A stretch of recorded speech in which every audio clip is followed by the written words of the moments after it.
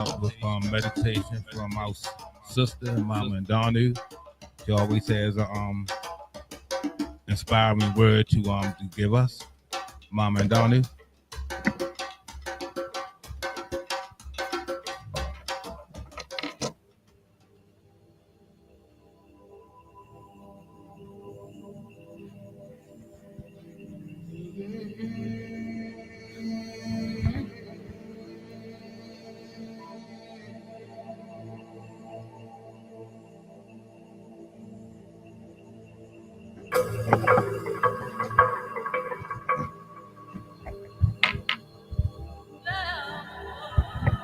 Peace and blessings. Grand rising to everybody.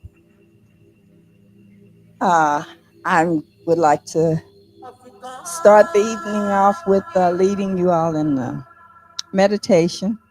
Last week we gave the meditation that dealt with the body parts and gratitude and appreciation for all of those parts that are working and those that are healing and trying to get better for us. We don't use trying, we say that are getting better for us. So today, I'd like to further that on with more or less a peace of mind meditation. So if you could sit with your feet flat on the floor and intentionally concentrate on holding your breath, holding yourself, pulling yourself inward, calming your mind, your thoughts, because we want you to blow out any kind of negativity, any kind of feelings of things that might have happened before you reached TNAT. Just kind of blow that out because we want this to be the most positive hours for this week, okay? So if you feel like it, you can close your eyes to help bring that peace and calm about. We're gonna exhale and inhale, and between the inhale and the exhale, we'll hold the breath for a few seconds. So if we could start with the inhale, 2, 3, 4. Hold the breath, 2, 3, 4. Exhale, 2, 3, 4. And again, inhale, 2, 3, 4. Hold the breath. Exhale. This time take a good cleansing inhale. Hold the breath. Exhale all the past negativity. Inhale the good. Think about life. What a wonderful gift from the Creator. However you view the Creator, life is a wonderful gift.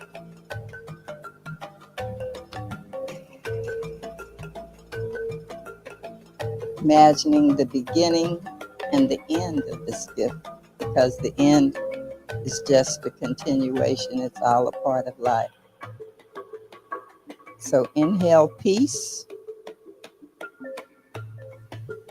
Hold that peace. Can be just that simple. Exhale worry. Inhale faith.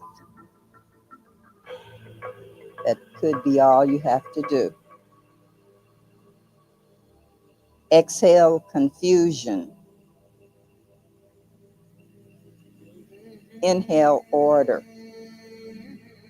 Get into the flow of life. Exhale anger. Inhale harmony. Feel the warmth of love flowing through your being. Exhale fear. Inhale strength. Put your mind to rest. Exhale busy chatter. Inhale silence. Feel your body settling down. Exhale restrictions and inhale freedom. Know that you can follow your dreams. Exhale defeat. Inhale victory. Prepare yourself for the best you that you can be. Exhale judgment and inhale acceptance. Feeling yourself opening up to be accepted and to accept others. Exhale doubt. Inhale confidence. Enjoy the rhythm of who you are, filled with self-esteem.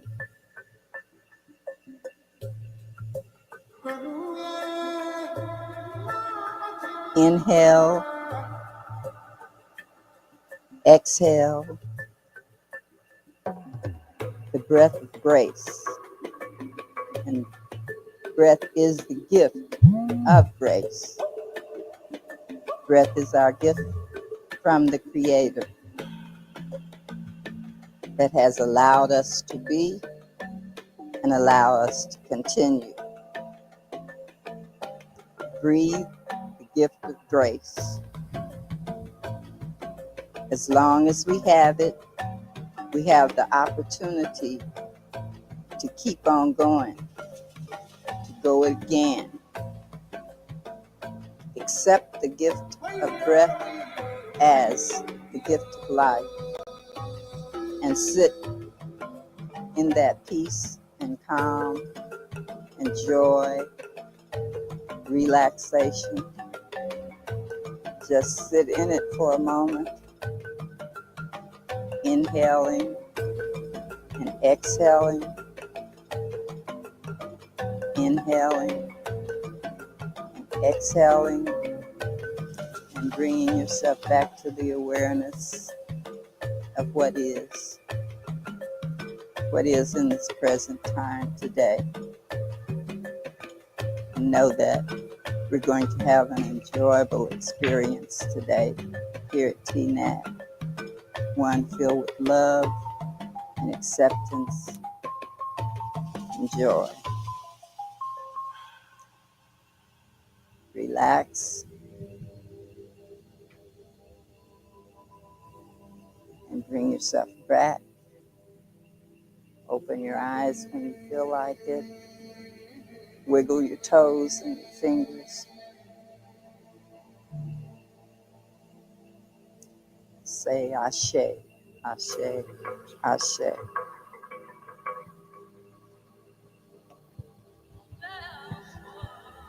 Thank you, Mama and Donnie. Thank you for allowing me to spend that time with you. I needed that. And I'm feeling a certain kind of way today. But in the midst of that release, other parts of my body begin to hurt. So it's fighting it. But I'm persistent. Next, we have our libations coming from Bible Cornell Rose. He always gives us inspiring words as well, especially from our ancestors.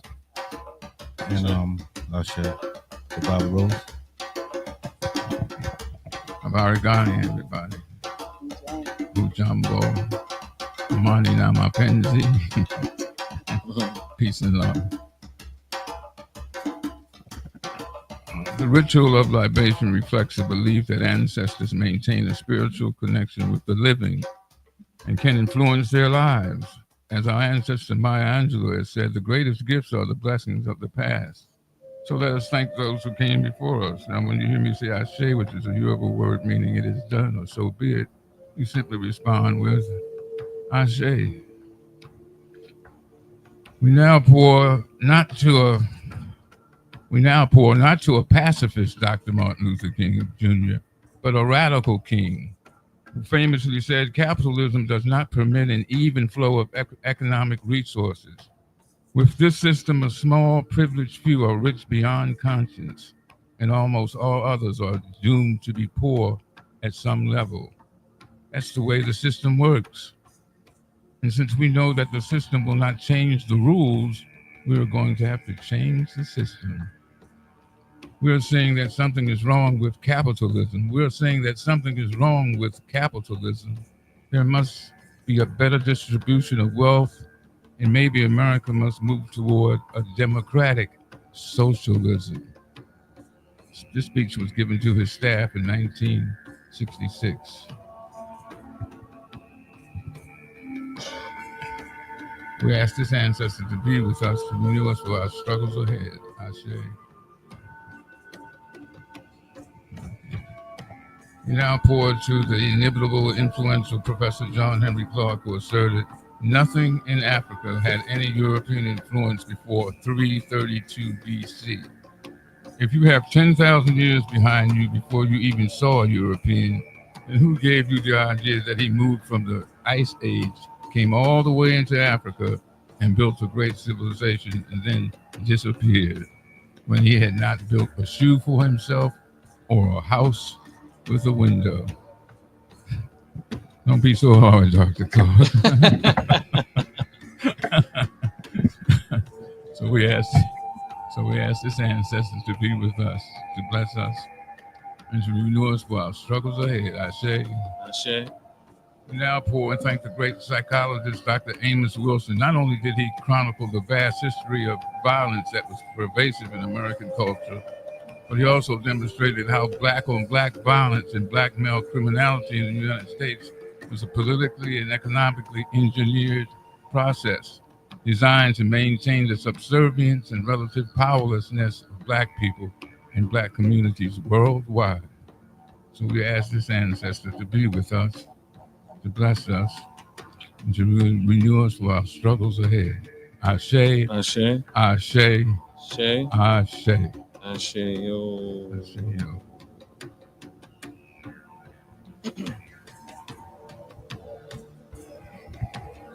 Thank you once again, Baba Rose, for those inspiring words from our ancestors. Words that we can model and incorporate into our lives in some meaningful and beneficial way. Next, is there anyone? This is the time to share poem, thoughts, reflections, a song, anything like that. Anybody would like to share?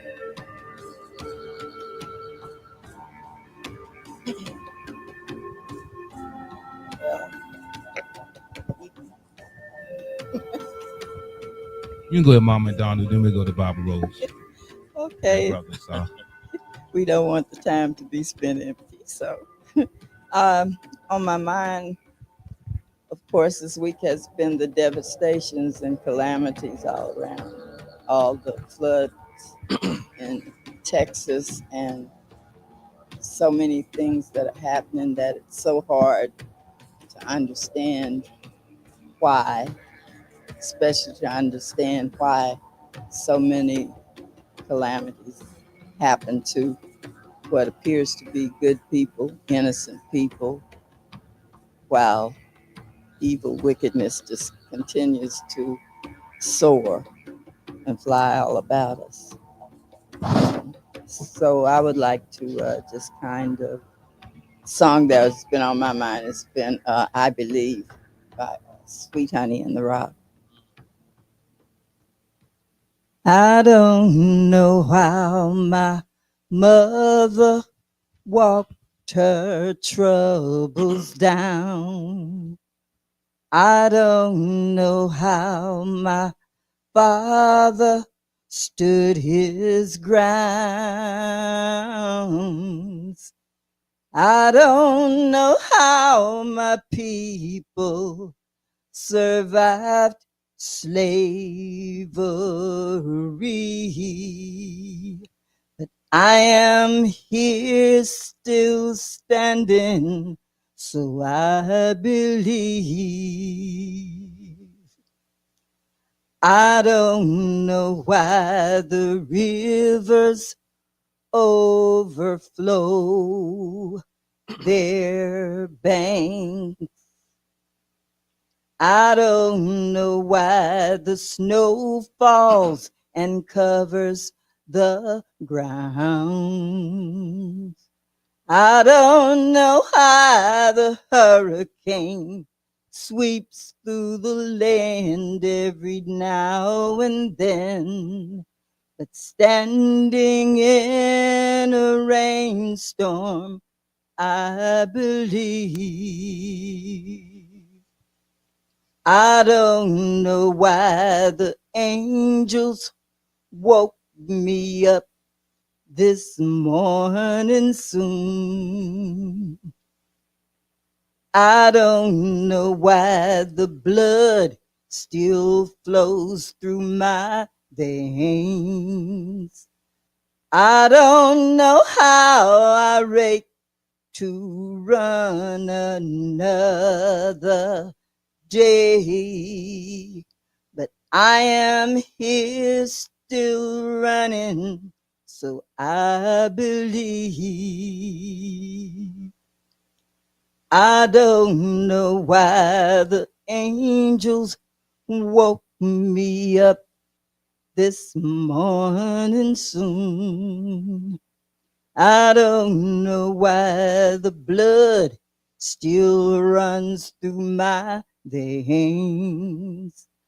I don't know how I rate to run another day, but I am here still running, so I believe. My God calls to me in the morning dew. The power of the universe knows my name. Gave me a song to sing and sent me on my way. I raise my voice for justice, 'cause I believe. Hit 'em a little, hate it on me.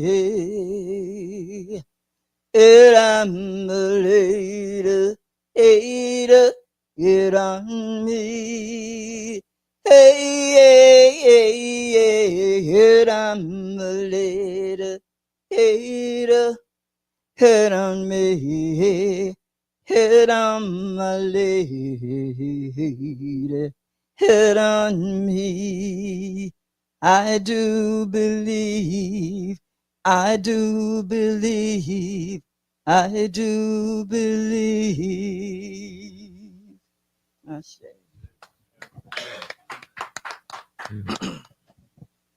Nothing like the tenacity and resilience of our people who went through all this struggle and to come out and moan and sing and survive. It's a beautiful, beautiful thing. Plus, music and magic, the words are so similar. Music, magic, music, magic. I'd like to do a poem from my paper just flew away. My paper just flew away.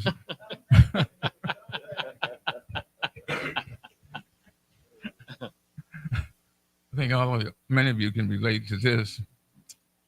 Racism is so extreme and so pervasive in our American society that no black individual lives in an atmosphere of freedom, so says Margaret Walker.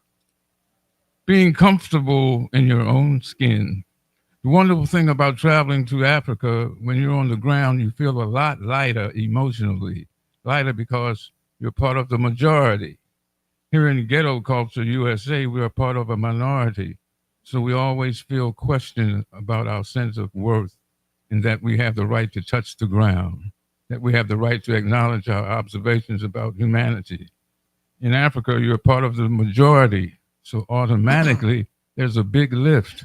You're not under suspicion for your color. Have y'all felt that? You felt that leaving these shores? You were a lot lighter. You didn't have to deal with. Huh? Ashe.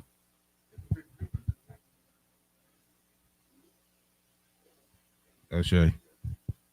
Does anyone else, Barbara Saw, would you like to share anything today, sir? I don't have no poetry, but we're gonna do poetry of motion. How about that? All right. So this is done early in the morning or when you first wake up in the morning. It's called awakening the spine. All right. So if you can sit on the edge of your chair. If you can, you can sit back. So I have the mic in my hand. So, like this.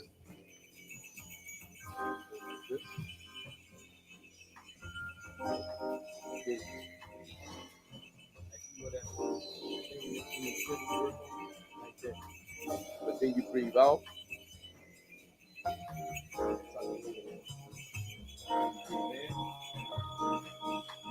Breathe out. In. Stretch to your spine. In. Breathe out. That's cool. In. Breathe out. In. Breathe out.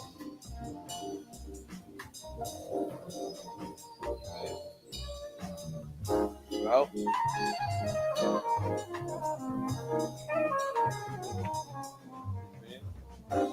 Breathe out. In. And breathe out.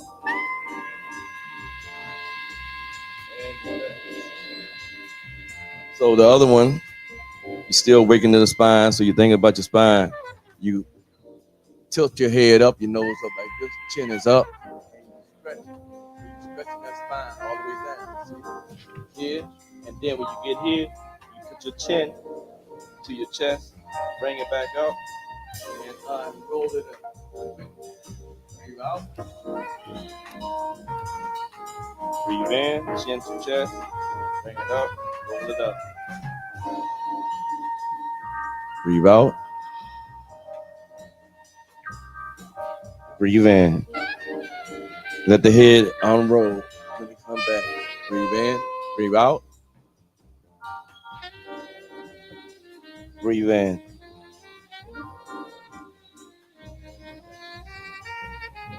So this is the last one. This is still awakening the spine. And I always say, when I do this exercise out Drew Hill Park, anybody looking at me, they probably say, man, something wrong with him.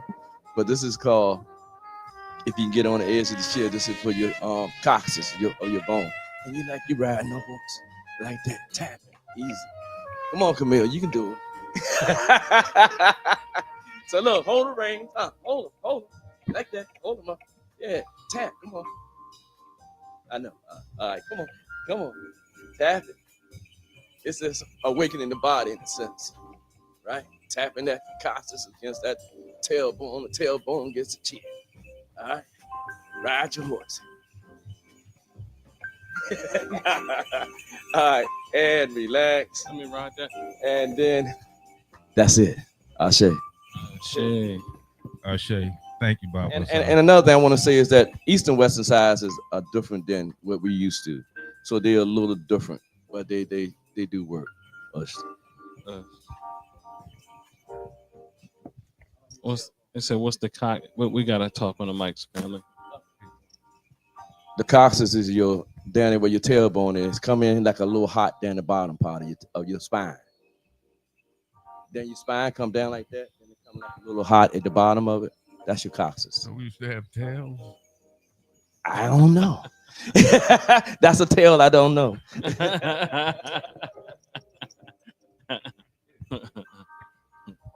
Thank you, Baba Asar. Yeah, he's a master of the he's a sensei, master of the Tai Chi martial arts, correct?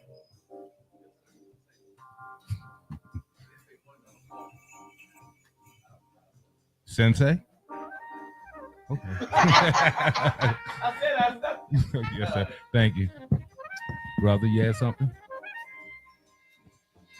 Okay.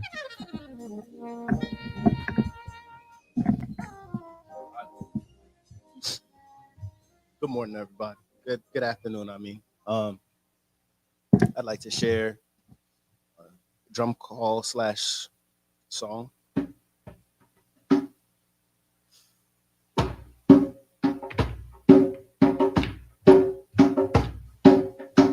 Dun, dun, dun, dun.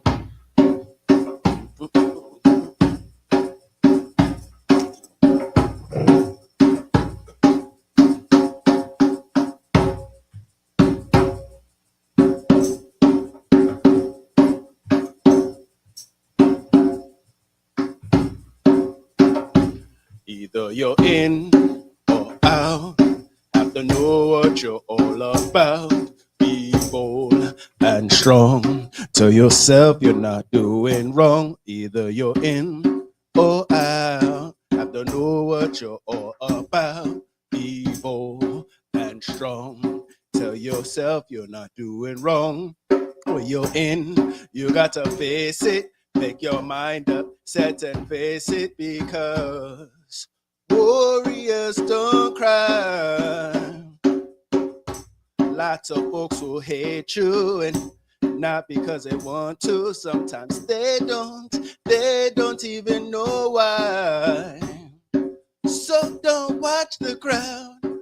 Their duty is to be loud. Believe in what you're doing and feel proud. 'Cause when you fall along the way, people will have lots to say. They don't really care if you make it through the day. So either you're in or out. Have to know what you're all about. Be bold and strong. Tell yourself you're not doing wrong. Either you're in or out. Have to know what you're all about. Be bold and strong.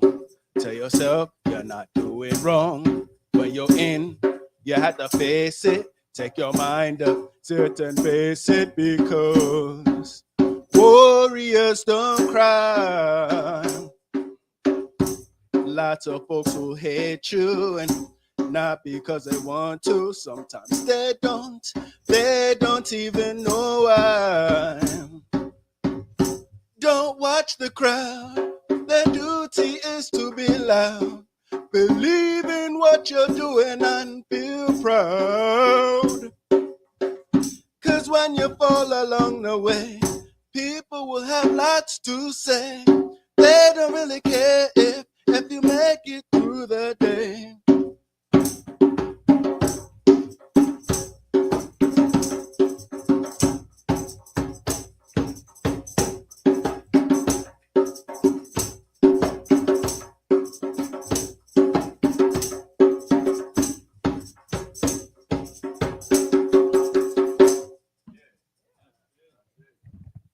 Ashay, thank you, Brother Fall.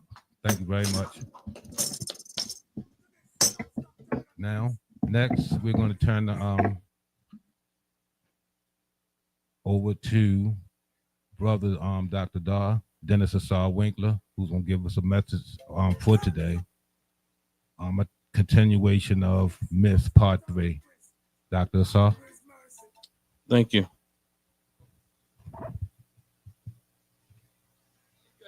You're going to get your mind back. Black and I'm proud. Black and I'm proud. When you claim you're Africanist, you're going to get your mind back. Black and I'm proud. Claim you're African. Black and I'm proud. I'm telling you. When you claim you're Africanist, you're going to get your mind back. Black and I'm proud. Claim you're African. Black and I'm proud. I'm telling you. When you claim you're Africanist, you're going to get your mind back. Black and I'm proud. Claim you're African. Black and I'm proud. I'm telling you, become a part of it. Embrace it. Become a part of it. Embrace it. Become a part of it. Embrace it. Become a part of it. Embrace it. When you claim your Africanness, you're going to get your mind back. Black and I'm proud. Claim your Africanness. Black and I'm proud. I'm telling you. When you claim your Africanness, you're going to get your mind back. Black and I'm proud. Claim your Africanness. Black and I'm proud. I'm telling you. Peace, peace, peace, and power, family. May I ask permission from my elders to speak? All right. We've had some interesting dialogue over the last few weeks, as Baba Boo Jamal said, Myths Series Part 3. Thank everybody who came before me, for those who assisted in all the different components and parts here today to make this whole circle come as a complete, unified whole. So we've been talking about various myths. Last week we spoke about the stages of faith. And the week before that, we spoke about familiarity, faith. What is it? Faith? I forgot how it went, but let me see if I can find it really quickly. It was called Faith Beyond Familiar. So faith beyond familiar. Then we went into stages of faith. And now this week, I'm asking a question. And it's kind of building off of something that took place last week. And someone's comment, it said, does spiritual mean no rules? And I purposely didn't put together, I did start to put together something, but I kind of want us to flow today and have a conversation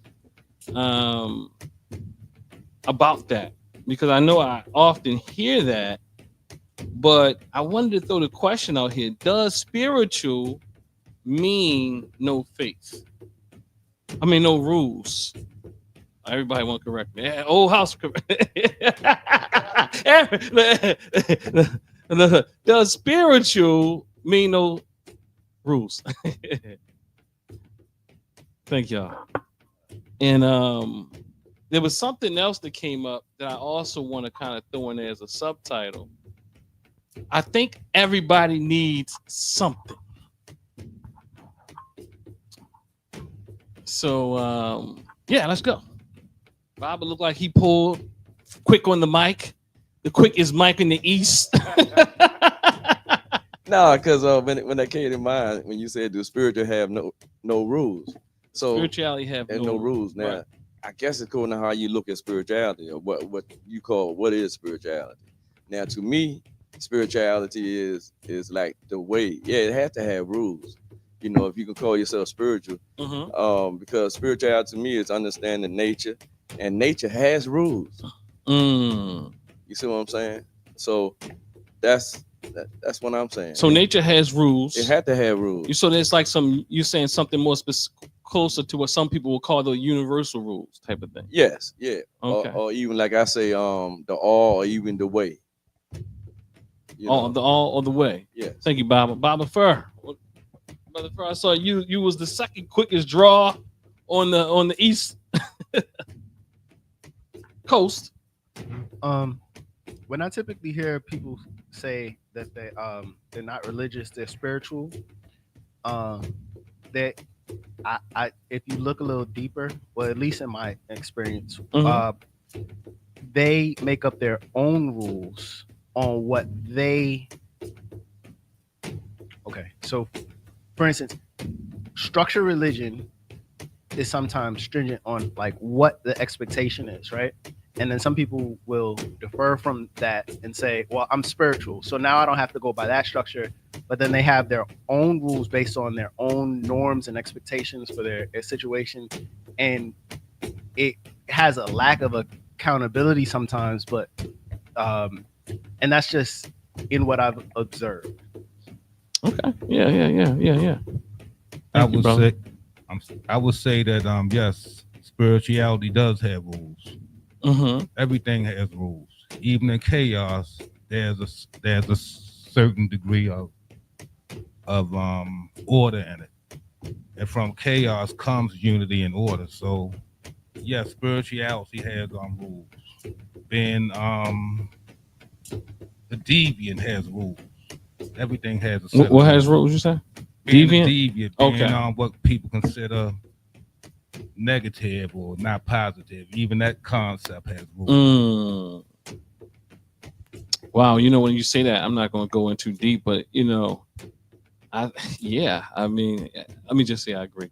There's rules, but yeah, I'm just stop it. Look like you had something, brother Reggie. I can't. What? This one. I didn't mean to look like I had. Oh, I just look like you. Well, maybe you meant to say you just was settling down or something. I believe that's what was happening. But I'm glad to be here. I need to do a better job of, showing up, man. I try to watch you guys online. I live in the neighborhood, and it's almost as if every time I do that, it's like, oh, why won't you step up more and go on a light? What's wrong with you? And so, but the topic is the topic. I don't, my understanding has always been, and I don't have a whole lot of understanding about the topic, but my understanding and what I found worked for me was, I guess, the practical component in the spiritual aspect. Cause that was the way I was influenced. That oftentimes, and it's just practical. There are actionable steps, that can produce tangible. You know what I mean? So yeah, results. So I think it's a both and a rule. Get a rule to come past the television screen, down the street, into the room. Thank you, Mom and Donna. That's the rule. See. Absolutely. Because accountability is a component too. It goes right into what I'm saying. You need to be willing. You need to be willing to be held accountable. So yes. Thank you so much. I appreciate it. We have a mic over here. The sister right here want to talk. Y'all can get a mic back to me if y'all scared of it. Y'all Um, what does it mean with spirituality? That's the question. And then once the question is no, I understand that. What I'm saying is, I'm saying it in the sense of there's laws of the land, and everyone's journey is different. So when you start putting bans on what's right or what's wrong, to one is, to someone else it may be. In other words, I say it's not a right or wrong. So the spiritual journey that you may be on is different from someone else. So does that mean that there's a law that says, oh, you have to do it this way? Well, that may not be what my journey is designed for. So then the question becomes, as you said, is there laws in spirituality? Well, what is spirituality? Then that becomes the question. What is spirituality? So I'm hearing a few things here. I'm hearing some say that there are more like universal laws that is in accord with nature. Right. Then I'm hearing some say, well, the rules kind of depend on who you are. Is this correct? Is this what I'm hearing? Yes.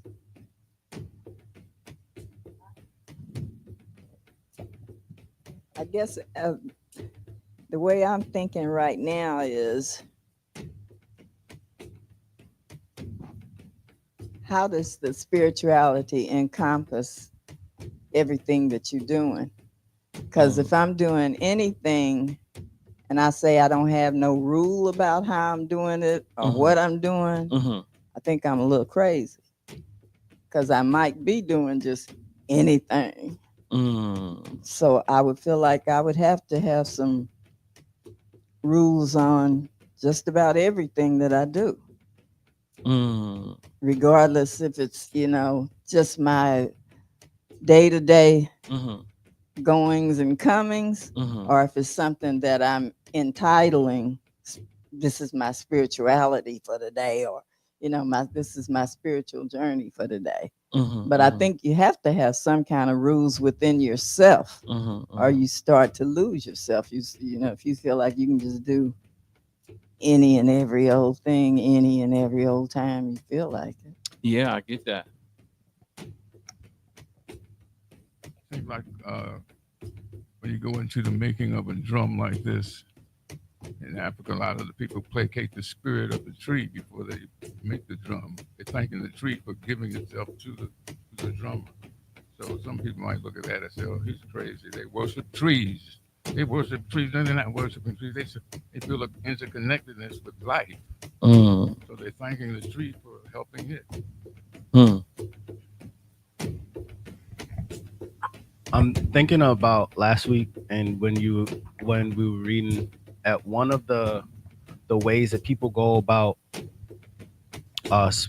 Well, I don't want to say it wrong, but what I remember was that the initial is the blind reading of it, the reading of the text, and then some people just stay on that level, and then the level below that is like the rituals, and then the level below that is the embodiment of the ideas, maybe from the text, along with some of the rituals that kind of like become a little more ingrained in your personality, and now you're walking in it a little more. And when I think of spirituality, I think of there isn't typically a text, or people might take a lot of different texts and then take the parts that they like from each text and then just make their own version. And then the rituals, they tend to, I imagine that people take the rituals that they want, and maybe even rituals that aren't spiritual at all, and then put it in there. And then but I don't know. I mean, maybe you could get to the embodiment aspect of it, where you're just being what you think all of these things are. But when I think about this, I'm going to get to the point. Stay the point. When I'm thinking about the spiritual part, I think of people almost bypassing the rituals completely, not having solid text, really picking and choosing whatever they want, and then just acting as they want in each moment, and then justifying it with the spirit behind it. All right. So this is where I hear. I thank y'all for that. Go ahead. You got something? Y'all gonna go around this circle. I'm gonna forget all my points. Include me. No, go ahead. Yes. From my understanding, when spirituality is discussed, there's a key component that's missing from my worldview, and that is a person has to be initiated into or on a spiritual path, picking from this doctrine, picking from that religion, picking from this philosophy. It's like putting different colors of sand into a jar. You mix it up, you come up with gray. So essentially, you have nothing. So once again, I'm from the mindset, and spiritual paths, each one of us could be on a different path. But the reality is we're on that path. And understanding that brings in a bit of balance, a bit of harmony, a bit of understanding. Oh, mom. Got it.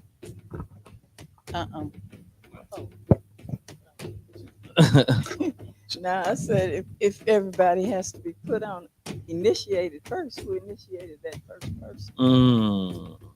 Started way back when.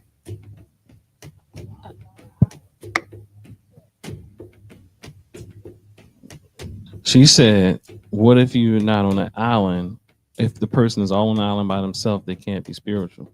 All right, y'all getting warm up, hot up here. Let them. I believe yes, because there are individuals that can, quote unquote, be spiritual without being initiated. It's just something between that person and whatever that will allow that person to be in that state. Because there's always exceptions to the rule, but it's both and. So, yeah, someone could possibly be on the island by themselves and be, but then again, if you're on the island by himself, I really doubt if spirituality gonna come into view. Oh, okay, y'all gonna get it fired up in here now. There wasn't no shot fight. That was all in love. That's one thing. Spirituality always exists because we're energy and we're love. If my spirit is telling me to be still and be in the moment of now, right here, and I don't listen to it, and I get up and I go out that door, and something happens because I didn't listen to my spirit that said be still. But because of the ritual, the laws of the land of where I have to be, or the time frame that I have to be there,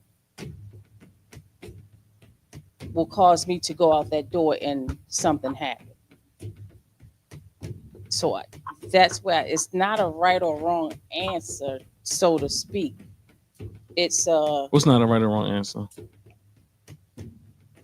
It's the journey that you're on. If I'm on an island, I still have to have some type of awareness. There's the weather. There's the understanding that I need nutrition in my body. There's certain things that I need to be aware of. Mm-hmm. And your spirit tells you these things when physically 3D tells us something different. So to be aware of, just like I said, if I'm sitting here, my spirit says, don't move, just relax. I'm like, I gotta be here, there, and everywhere. Mm-hmm. And I still don't listen, and I go out there, and then something happened, and I'm like, well, why is this happening? So I think part of what's going on is I see why people are saying that spirituality, you can do what you want to do. Then others say there's rules, because we all have different, well, not all, but many of us have different perspectives of what that is. I think that when we look at this, I think, honestly, let me just be real frank. I think we're so used to Western religion that it's hard for us to really articulate spirituality in a sense to what, as Baba and Mama was speaking to earlier, as more of this nature-based thing, this thing. But I think there's also this piece that I kind of want to throw out there that I think becomes part of the issue. Because quiet is kept, many of us think that spirituality is, or to be spiritual means, again, to do a thing, as you brought up. And we get it caught up with rituals. And we believe that void the ritual, there's no spirit. Hence, void other people on the island, there's no spirit. You know? Void. And I also understand this, that some of us are really speaking about spirituality in a individualistic sense versus a collective sense. And that's why we confuse spirituality not having rules. And what I want to posit is that when you're so used to a dichotomized culture, when you're so used to a dichotomized culture where everything is separate, then it's difficult for us to see things as a whole. So we begin to say things and we begin to believe that spirituality is ruleless because we don't understand that culture and spirituality is a component of at least African and Eastern culture. It's not a separate thing. So whether or not you go through a system that you know you went through, or you're going through a natural system, it's all inclusive. So and there's nothing you're doing in this world without some rules, even if you think that you are doing it without rules. There's rules to doing nothing. There's rules to failure. There's rules to success. There's rules to you don't realize that you're operating with inside of a paradigm because you're just doing it.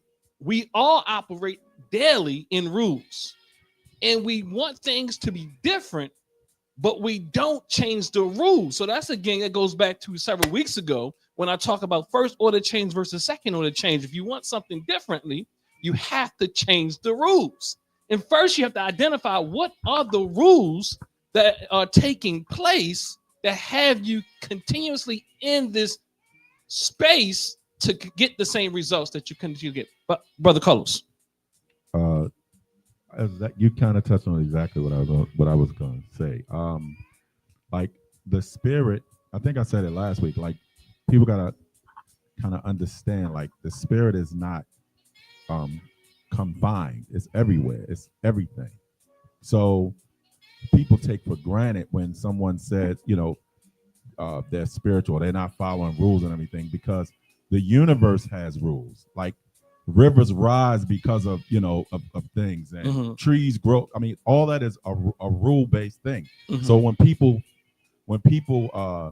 moved and in their life according to those things, because we got religions and things that say, oh, don't do this or don't do that, we don't see those are the actual rules they actually went by. It wasn't like baseless, it wasn't ruleless. They actually lived their life, and it didn't have a name. It didn't have a name. They went with the spirit of everything, and those things actually had rules. So it wasn't just baseless or ruleless or anything like that. Like I said, I think we take for granted now because we live in such a constructed type of living where you have to say it has to be something in a book that says this, or some person has to come and present it to you, and they're the leader. Where the universe performs at its own pace and at its own will. So if your spirit is aligned with those things and you're following those things, it doesn't have to have a name, but there is rules to it.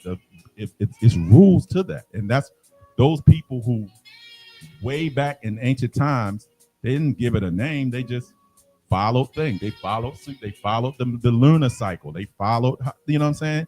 They didn't say, oh, we're the lunar nights or nothing like that. You understand what I'm saying? So lunatics. Yeah. yeah. So that's what I want to say. Yeah. But I just want to adjust something you said about initiation. To me, the spirituality of the initiation is getting to it. You understand what I'm saying? With all the things that we are taught and learned in our lives, you understand, like the religions and stuff we all went through. We all came, we came up with some base of religion. The initiation is getting to the other side of not leaving that, because that also is going to be with you. I'm always going to be some type of Christian because that's in me. The word might be offensive to some people, but yeah, I know I still got in. I hurt my toe. I said, oh, Jesus. You know what I'm saying? So these things are always going to be there, but the initiation is coming in the person itself. Once you cross that line, or you can put that rules in, well, this is how I'm going to be. I'm going to treat everybody how they should be in my spectrum. You know what I'm saying? And that's just me treating that person as a human being, etc. See, that's all. But I think where we get lost is that, and I want us to kind of have this conversation around this point here, because this is my thesis for today, is that it's you laugh, Mama. What you laughing at? My thesis is that culture, especially African culture or African-centered culture, is inclusive of spirituality. So when you say we all need something, or that we lack rules, it's because you don't understand that culture itself is full of rules. It's full of ways of engaging. It's full of ways of operating. It tells you how you see things and how you engage with things, how you see people and how you engage with people. It tells you how you operate and how you exist in the world. It tells you your mannerism. It tells you how you get married. It is in line with what Brother Carlos was saying earlier. It tells you how you get married and who helps decide in this marriage process, because we are looking at things from a very Western lens, and we've been taught to not look at natural systems as being valuable. We've been looked at, when I say natural systems, we, again, Mama and Donna don't get me, but elders, we don't really value eldership. We don't value people who are in certain types of positions and certain things. We see that is, and guess what? All the rules in the world and these religions and people still acting buck wild. You know what I mean? So I went to my school after last week I left here, and I went to my school. They had a little pop-up, so I just wanted to show up with my dashiki on and everything. But you know, I went over there, and you know, everybody's Christian, but they all look like they ain't got no rules to me. I'm the only one there with all the rules. I'm with all the rules. You know what I mean? I'm in there. I am the only. I'm not drinking. I'm not hookering. I ain't doing none of it. They got rules too. It's called sip, pass the cup. What's the F up? You dig? And then I said, oh, y'all just left church. So, you know, what I'm saying is, you know, so I do get it though, because I think we do have to tap into culture more, right? I think we do have to tap into what I've heard Dr. Nadov say, to natural hierarchy, right? We do, and so we have to tap into those things. And I do get why when people start to say, "Well, my spirit," just to be honest with you, that is, see, that to me becomes where the mix-up comes. My spirit says, and my, you know, that's how I felt, and you know, there's some room for that. But when we speak about my, and I don't hear about we. Then I realized that we still haven't gotten there. One day we were in a circle and they kept saying, what I did. I was like, see, we talking about a lot of I's up in here. You know what I mean? And I'm not saying you should never say you I, because African culture identifies and values the I and the we, but sometimes you got to talk about we. And sometimes that I spirit tells you something that it ain't touched the other person. You know, like the other person, like, look, that's you. That's what you believe, but that ain't what I believe. And you know, so what I'm saying is we do have to have a collective cultural system that have our collective spirits working together. So with culture, that happens. And that doesn't mean there's no friction ever, but it's less about I. Because lots of people talk about my spirit, my spirituality. Spirituality is this individual system. I think that's how you look at it in the Western culture.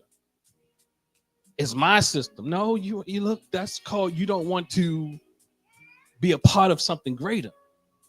That means you don't want to be part of a collective. You have you know, I call people, you know, people like to go in their closet and be spiritual. You can't be spiritual in the closet by yourself, because all of it works when you're in the closet. But when you come around community, let's see how you can engage with others, as Baba Assar said, in a spiritual sense. I mean, loving your brother, sister, treating them with love, and being selfless, and doing all these things, you know, to make sure we all are supported. It's also pedalization. You spoke. What's the word? I think it's pedal. Put yourself on the pedal. Okay. Pedalization. Like you kind of spoke of that a few weeks back, and when you have that I, what you're doing is basically whatever you believe, and you believe that it's above, or what, like you can force what you believe on another person, and say how much greater what you believe in, and diminish what they believe in. I mean, it's easier to do that. I'm not saying they always do it, but in their mind psychologically, it's easy for those type of people to degrade or diminish what you believe or what you find. So pedestalization, right? And I think that I lost it. Oh, Brother Freddie, was you about to say something?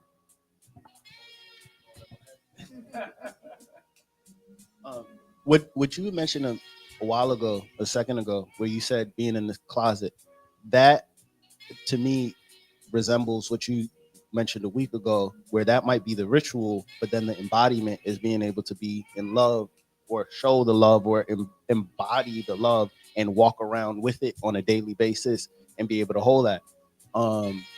And the other mention being, I agree about the you didn't say it like this, I'm saying it like this, but the social norms, the expectations of the norms, because let's say there's a it may not be a written agreement or a spoken agreement, but there's like an understanding of agreement between certain groups that say, okay, well, this is how we're going to get married, or this is how we're going to practice this thing and whatever. And then that unchecked sometimes, I mean, I don't want to go too far left, but I definitely want to bring this up because spirituality, religion, it kind of comes in alignment. When the I ego comes in there and then some people agree on norms, then I worry about like, that's how like certain cults start and those type of things where it's like, there's, you know, I think of religion, which is like well known, and then a lot of people understand it, and it's well researched. So you can just look up a religion and say these are the rules for this religion, and then the spirituality part is like you don't know that something's personal and they're kind of like picking and choosing. Even if it's not a bunch of different ones, they might pick the same things from one religion, but it's like they're not doing all the parts. The reading or the ritual or whatever, or they're finding their own version of it. And then there's like the strain away where I can say, you know, if you do some research on that type of stuff, people have these spiritual awakenings and then they believe that they're the second coming, and then next thing I know, they bring on a bunch of people, but in those moments, it tends to be based on the leader, and it tends to be based on like, it's not a collective thing. It's like, there's some type of motive behind it, you know? So it just comes in the topic, and I just wanted to throw it out there. And I think when you talk about that second coming, you're talking about people who have identified themselves. There was no consensus, no group effort. There was no collective who said, you know what, you are that one. I mean, although in some sense they did, because they decided to go ahead with it. You know, so but the problem is lots of us, we are caught up on we are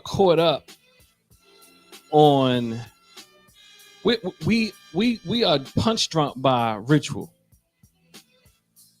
and people who do ritual the best become who you believe is the second coming. Because they're the best ritual. They can sing the best, they can dance the best, they can talk the best, because they practice it. And they know that we are intoxicated with ritual versus the embodiment of what the ritual's trying to teach. Sometimes the ritual is good. Like you take Duddy Bookman from Jamaica, who came all the way from Jamaica to land in Haiti, inspired the Haitian Revolution through ritual. Because what was working, they needed a change. They could see the oppressing the people for years and years and years.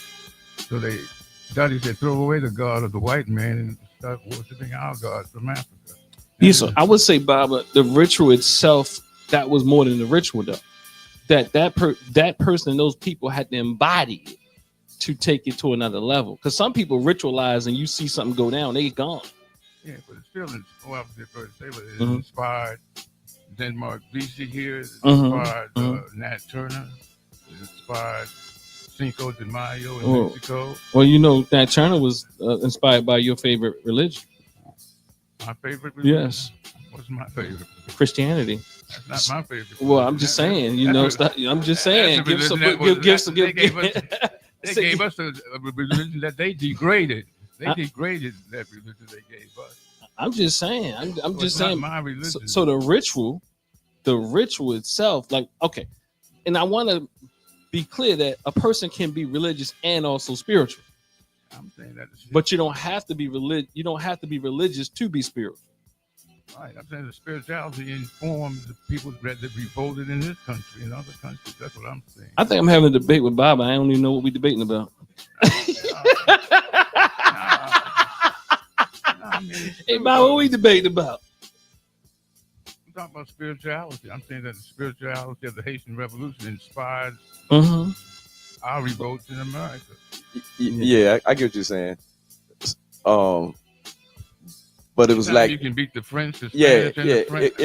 It was like English, right? But it was a revolution because they had got tired of the way they was being treated, and then at the same thing they looked at this religion that the Europeans had given to them, and they was like, well, this is so good, y'all not even following the law yourself. So how y'all gonna tell us this is good? So that's when they went back to voodoo, with Bookman. You see what I'm saying? So they went back to themselves, and revolution came. The revolution. Yeah, it was spirituality. It's a spiritual thing. Yeah, they had to go a little deeper than the ritual, though. I don't care what ritual it is, voodoo or Christianity or whatever it is. They had to organize it inside of them. In order to put yourself out there, to sacrifice yourself, to bring about some change, that took some embodiment of what you believe. We talk about death. I mean, knowing that I might die when I do this thing. That's that what you just said just sparked this feeling that I had a couple years back with the George Floyd protests, and a lot of people mad about police brutality, and then how the ritual was, I'm gonna protest because that's what I know to do. But then it's like it was the thing to do at the time, and everybody was in the ritual, and everybody's posting and stuff, and everyone to black out your Facebook or whatever, Instagram. But then it's like no action really came, or no change really came behind that. It was just ritual versus what I was talking about the Haitian Revolution, where they actually like got France out of there by way of real revolt, and really the ultimate sacrifice was death. Like that's the full embodiment of it. Like that is as much as you can embody any actual change, I imagine. Yeah, non-for-profit money can kill any revolution. Oh, please expand. They call it counterinsurgency. So whenever anything goes down, and I'm telling you, we are really good at doing these things. Like, for example, all the overdoses that took place in Penn North. There's always some people that's going to come and try to get something out of that, you know. And what I mean is, then the white people bring all the money. Excuse my language. They put money. It's George Floyd money still spilling right now. People that see when you. So I think we really have to look at exactly who is paying you. And people don't like this, but non-for-profit money is counterinsurgent. And what does that mean? That means that those who would typically be out here fighting for real will be quelled by a job within the non-for-profit industrial complex. So you look like you're doing something, and nobody who really is working inside those spheres of non-for-profit, people, none of them really believe anything can happen once they start working in them, because they start realizing how they bump their heads against the walls and how the money and the source and the funding continues to go out. But at some point, they want the money is really appealing. So you just look for one grant after another grant after another grant, and these grants tell you what you can and cannot do. So these non-for-profit, I get it. We look like we doing something. He riding his nice whatever, she riding her. They got jobs, and they got George Floyd pasted all over the place. And they got good little fancy places that they bring you to, little panel discussions and all that type of thing. It look like they doing something, but non-for-profit dollars is to kill revolutionary spirits. It's called interest convergence. It looks like you're getting something, but they're actually quelling. And that's why I struggle with, like, really, I go in these places, but these places, they're not going to do anything. I mean, I'm not saying we don't need a little Band-Aid sometimes, but to act like, and most people know, to act like and not even question the fact that none of these things will bring out revolutionary change is problematic. If you say what you're going to do is help people survive, or as Baba Rose know, versus survival programs versus revolutionary programs, these are survival programs. These are not. In fact, they become so leaned on that there's no revolutionary talk. There's no spirit in it because the money's in it. I'm not saying money can't have currency. I know y'all really metaphysical. Money is currency, and that's spiritual. Okay, look, you know, all that. But what I'm saying is, it quells all that in you. You ever seen people, their whole mind disposition and spiritual systems fall when there's a few dollars in it? And what you got there, Baba? Baba Carlos. Y'all look like y'all busy back there. Somebody moving over here. Brother Red, you got something? Oh. Yeah, Brother Farr, when the example George Floyd is like lightning coming through the sky. Like it's a dark night, it's cloud and everything. Mm-hmm. Lightning comes through. Everything's illuminated. Everybody's in the moment. But what happens? Pretty soon, the clouds come back. And the people are in the dark again. Every once in a while, that light will open up. And people begin to revolutionize. In the process of evolving, they're also being revolutionized. So what we see is just lightning through the sky. So guess what? The lightning through the sky is what got me here today. What's that mean? Give that back to him. I'm sorry. That means that I was connected with this place, and for me, it was illuminating, and that's what I mean. I mean, there have been other places similar that I went, or I'm no longer there. What's that lightning in the sky? Awareness, a degree of understanding, a degree of acceptance, a degree of want, a degree of belonging, a degree of advancement. Okay, thank you.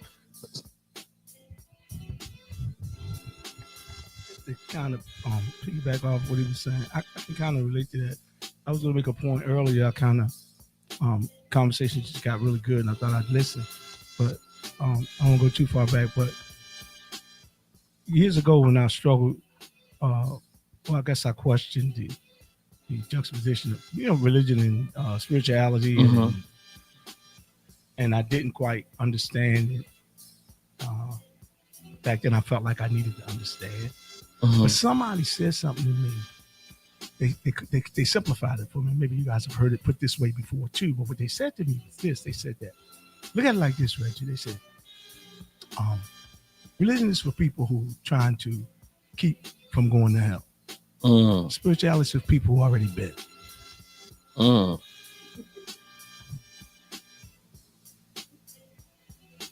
And and I remember that when he was making the point that he was making. You know what I'm saying? Because I too, like himself, what brought me here, I had an epiphany. I kind of, a light went off for me, and it was because, it caused me to want better, and it caused me to come to terms with the fact that what I had been, I guess, practicing or taught, it wasn't efficient, and it just didn't didn't add up. Always, yeah. So that for me is pretty powerful. You know what? I when I look at this though, right? I think Brother Fur wants to know what he wants you to further explain that analogy, but we'll come back to that. Going through hell and being hell. I'm going for people already been to hell and versus all those things. But my thought is my challenge to us who call ourselves spiritual is this, and I see why people challenge those who call themselves spiritual, because it seems like there's a lack of discipline without the fear over you. I'm not talking about you, but I'm not excluding you. Yeah.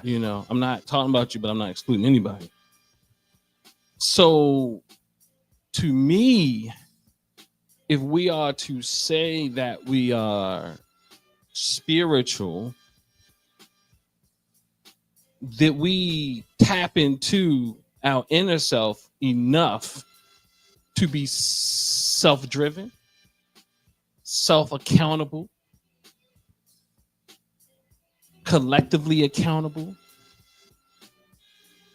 Like for example, Mama and Danu said, you're gonna have to turn that TV off and come down the street, right?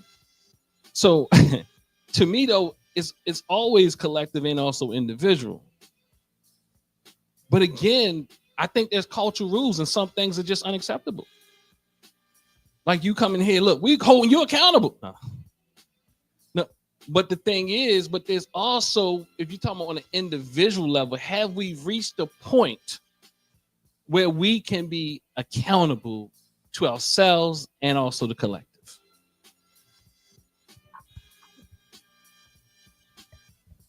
There's so many things. Yeah, I'm excited for you. Go ahead. Look, go ahead. If let's take a step back, like imagine before there was religion, whatever that may look like, right? Mm-hmm.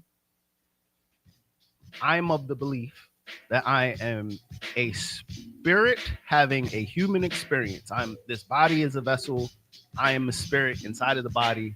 There's a lot of different interpretations of that, but I think that you ever heard that allegory of the bunch of blindfolded people touching an elephant, and one person's like it's the side, one person's like it's the trunk, one person's like it's the but everybody's touching the same elephant, but they're interpreting it differently, right? And I imagine that religion is the interpretation of that general truth, and that's just my perspective, like that we're all these spirit, we're all spirit, we have these human experiences, we're here for this human experience, and religion is the general accepted norms of what that interpretation is, and somebody on one side of the world that never met somebody on the other side of the world is interpreting that thing very differently because they just have a different perspective based on what is around them and all the rest of that stuff. I think we can all get to the same point because it's all the same thing. It's just in different interpretations of it and how we go about practicing what that interpretation is.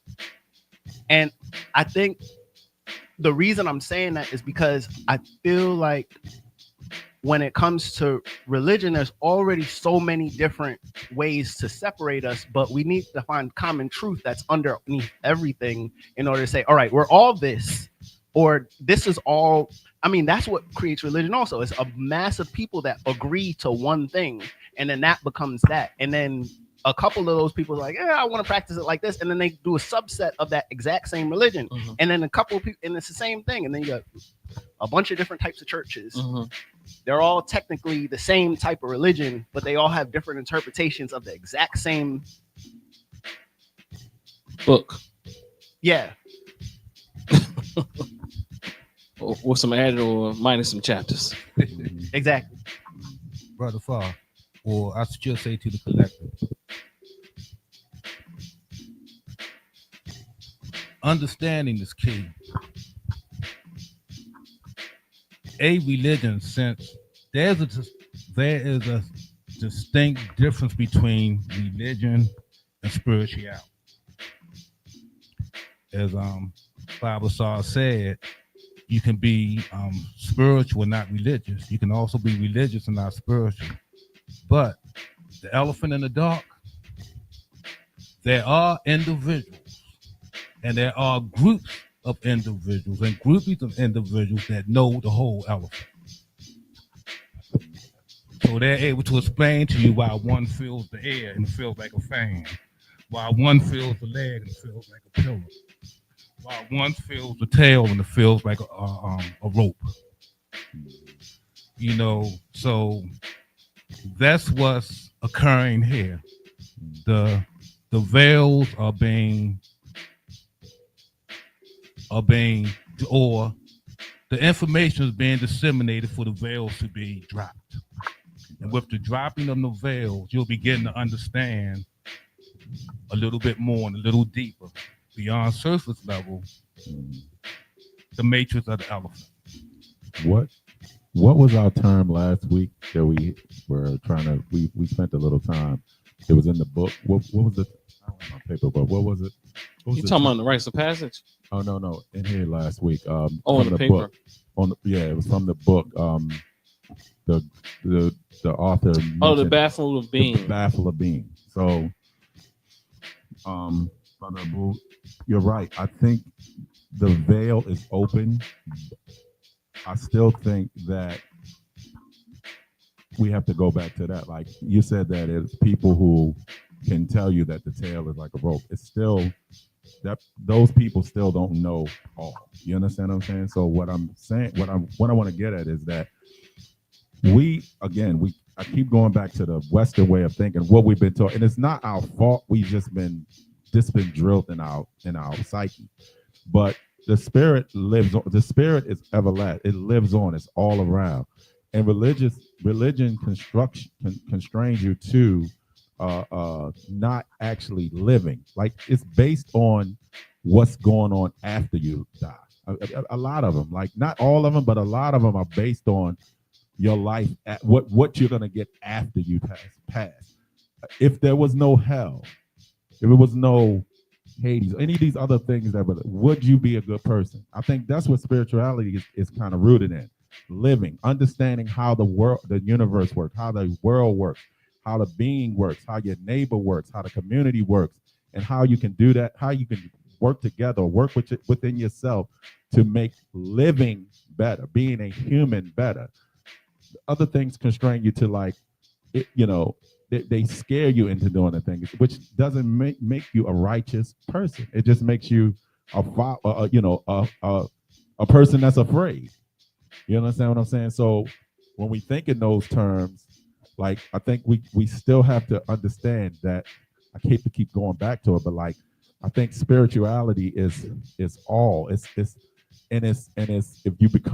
you say you're spiritual, the path that you're on is to be a better person, to live, to be a better being, not to make somebody say, "Oh, you're a very spiritual person. Oh, he's so spiritual. He's the Baba. Who's this?" You know, it's actually your understanding of how you can be a better being and how that better being makes everything work like together, like in unison. You know what I'm saying? I may be a little confused. So am I hearing you say that it's impossible for, because I know the analogy is like one felt the trunk or the tail, they thought it was a snake. Another felt the ear, they thought it was a butterfly, whatever, right?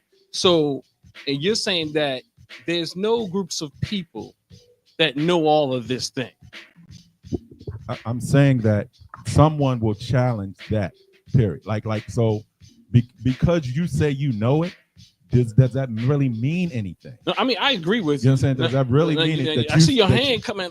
Yeah, no, I'm saying, does it really mean something that I say I know it? No, when someone else says. No, I agree with you. I agree with you that there's no group of people sitting nowhere. I mean, they know all things.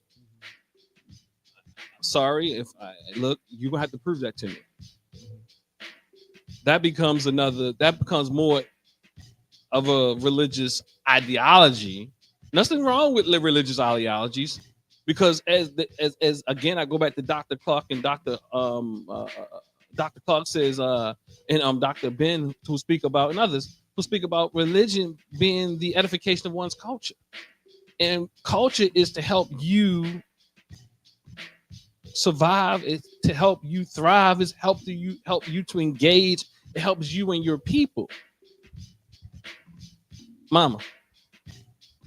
Well, I want to go back to the flash of lightning. Simply because I think a lot of times when we are in groups or whatever, or maybe just on our own, we start to use terms that can have a meaning for us that don't have to have that same meaning. Nobody else know what you mean when you said that. Because if you hadn't explained what you meant by flash of lightning, I thought you were talking about the incidents, the occurrence, what happened to George Floyd. That's what I thought you were talking about. That's what I thought you were talking about. And then you said, later it's gone. That was the flashing light. That was the reference. But that to ain't it. what you said when you broke it down. You started talking about all the things that you became awake to or whatever as a result. That's when Baba asked me, so what did that lightning mean? But as I was explaining, the George Floyd incident was like lightning coming through the dark. Once the fervor died down, but it wasn't new, ma'am. It wasn't new. I mean, that was something that's been happening for a while. So for it to happen right then and be your flash of lightning, it's kind of confusing to me. I mean, there wouldn't have been all these protests over this, that, and the other for so many years if like that had been a new incident. Do you understand what I'm saying? I'm just saying, I think what I'm saying is that even when we're in conversation with each other, whatever, we need to make sure that people know what we're talking about. Yeah, right. Because I could have left here, thinking that's all you were saying, that when that happened and then people came out and did what they did, they protested and this, that, and the other, and then it died down. But that apparently wasn't all you were saying. Yeah, you were explaining why it gave substance to your life, but your action. I think it's essential that we also ask questions, right? And I still think, although I asked the question to kind of give credence to what you say, even though that wasn't you not necessarily George Floyd was the flash of lightning, I'm still looking for the flash of lightning that took place that had him connected to here. But the flash of lightning to me sounds like it's an event, and it could be someone's event. Just because someone's been protesting forever doesn't mean that this is not the point where I awaken. You know what I mean? Like you said, we're all individuals. Yeah. What it takes to wake you up doesn't necessarily mean. I was waiting for him to say what flash of lightning brought him here, because that was kind of how he. Yeah. Well, if you put it that way, then I guess however Curtis Warren and I connected, and I came here that first time, nurture and nature. That was that connection. That's how I got here. So if that makes sense, that was connection. That's how I got here. Oh yeah, we're gonna challenge you up in here. Look, mom, you got mom over there challenge you. Look, with a smile. Look, dressed all pretty and everything. Look. That didn't make sense to me with her Midwestern accent. You got a Midwestern accent. You can say anything, almost. You know what I mean? But on another level, I'm always in the habit of seeking what I consider, from my perspective, to be those places and or individuals that can help me individually, so I can help others collectively. And TNAT just happened to be one of those places. So for me to go back to the lightning, that was what brought me here. There have been other groups that I went to, Spark of Lightning, nevertheless, but I got there and it didn't work. Oh, I get what you're saying. You saying to you, your experience at TNAT has been a flash of lightning. Yeah. Okay. And the flash of lightning is also what brought me here. If it wasn't for Curtis, I would not be. Most likely, I would not have connected with y'all. Yes, sir. But I think he's been waiting for a while. I just You always look. Just talk. You know, you ain't gotta get on the mic and apologize. Just talk. we give you permission. Look, we give you permission to talk. I'm sorry you think I feel like I need permission.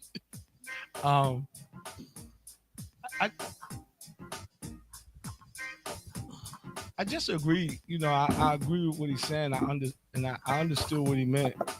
I mean, I understood what he meant. You said you understood what he meant. Yeah, in the context that he said. So help us explain it. Well, he did a wonderful job. No, maybe you can help us understand it better. So I don't know. Everybody, it takes what it takes for everybody, and you know. But ultimately, if you can get there, which I think kind of encompasses a spiritual kind of reference, but if you can get there, well, it don't matter how you got there, you know, because it's in the collective that we empower each other, we help each other, we hold each other accountable, which in turn allows us to. She coming. Let's see. No, I just wanted to say, once he explained it, I understood. Fair enough. But before that, he hadn't explained what he meant, and so I didn't get it like that. Because I mean, I had my own flash of lightning. I think, you know. I think it's also essential to say one of the things I urge us to do here, and one of the things I challenge us to do, and we've done that traditionally or historically, is to back what you're saying up and make it clear. And one thing I realize is that it's a lot like when you ask people, and this is one of the things, especially in the rites of passage, I'm looking for clarity, right? Because we be saying a lot of stuff. One, we don't have no backing for it. And then two, we don't know how to concisely say things. And then I think sometimes we got so caught up in, pardon y'all, extraterrestrial, extra metaphysical language. Nobody understand what the hell we talking about. Because everybody got their own version. There should be a language that we can clearly understand each other. That's very important, because I'm saying just in general, because we want people to understand us. One of the first organizations I was in, we had a habit of, and it was a rule.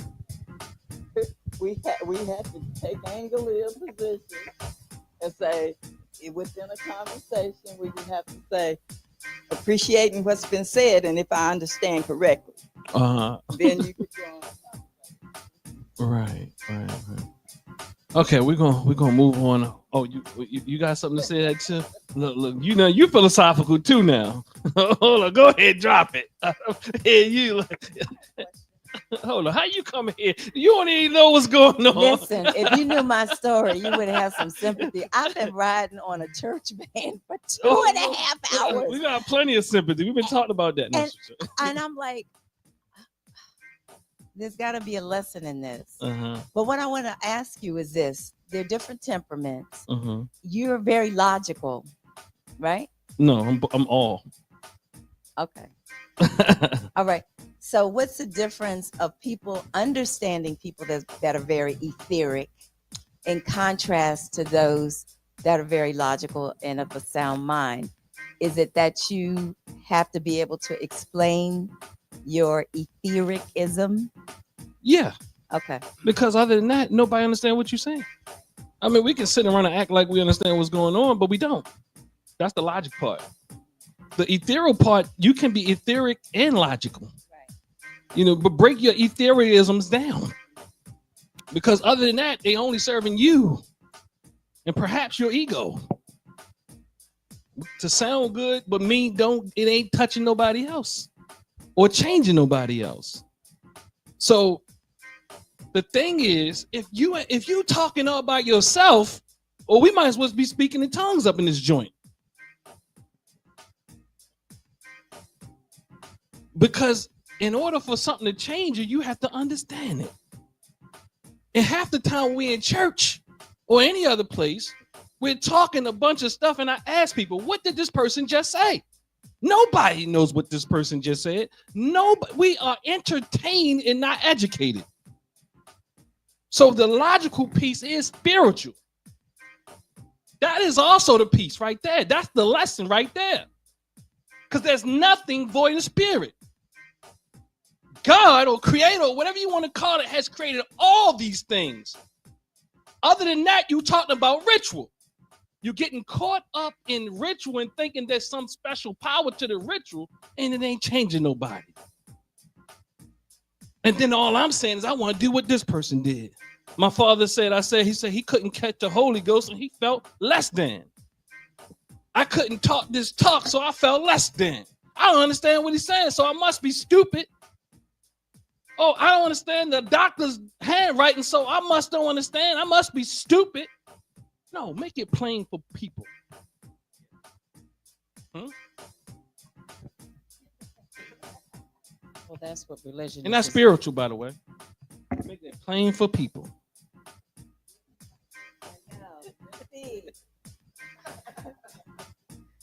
That's what religion is designed to do. What's that? Just what you just said. To make you feel less than.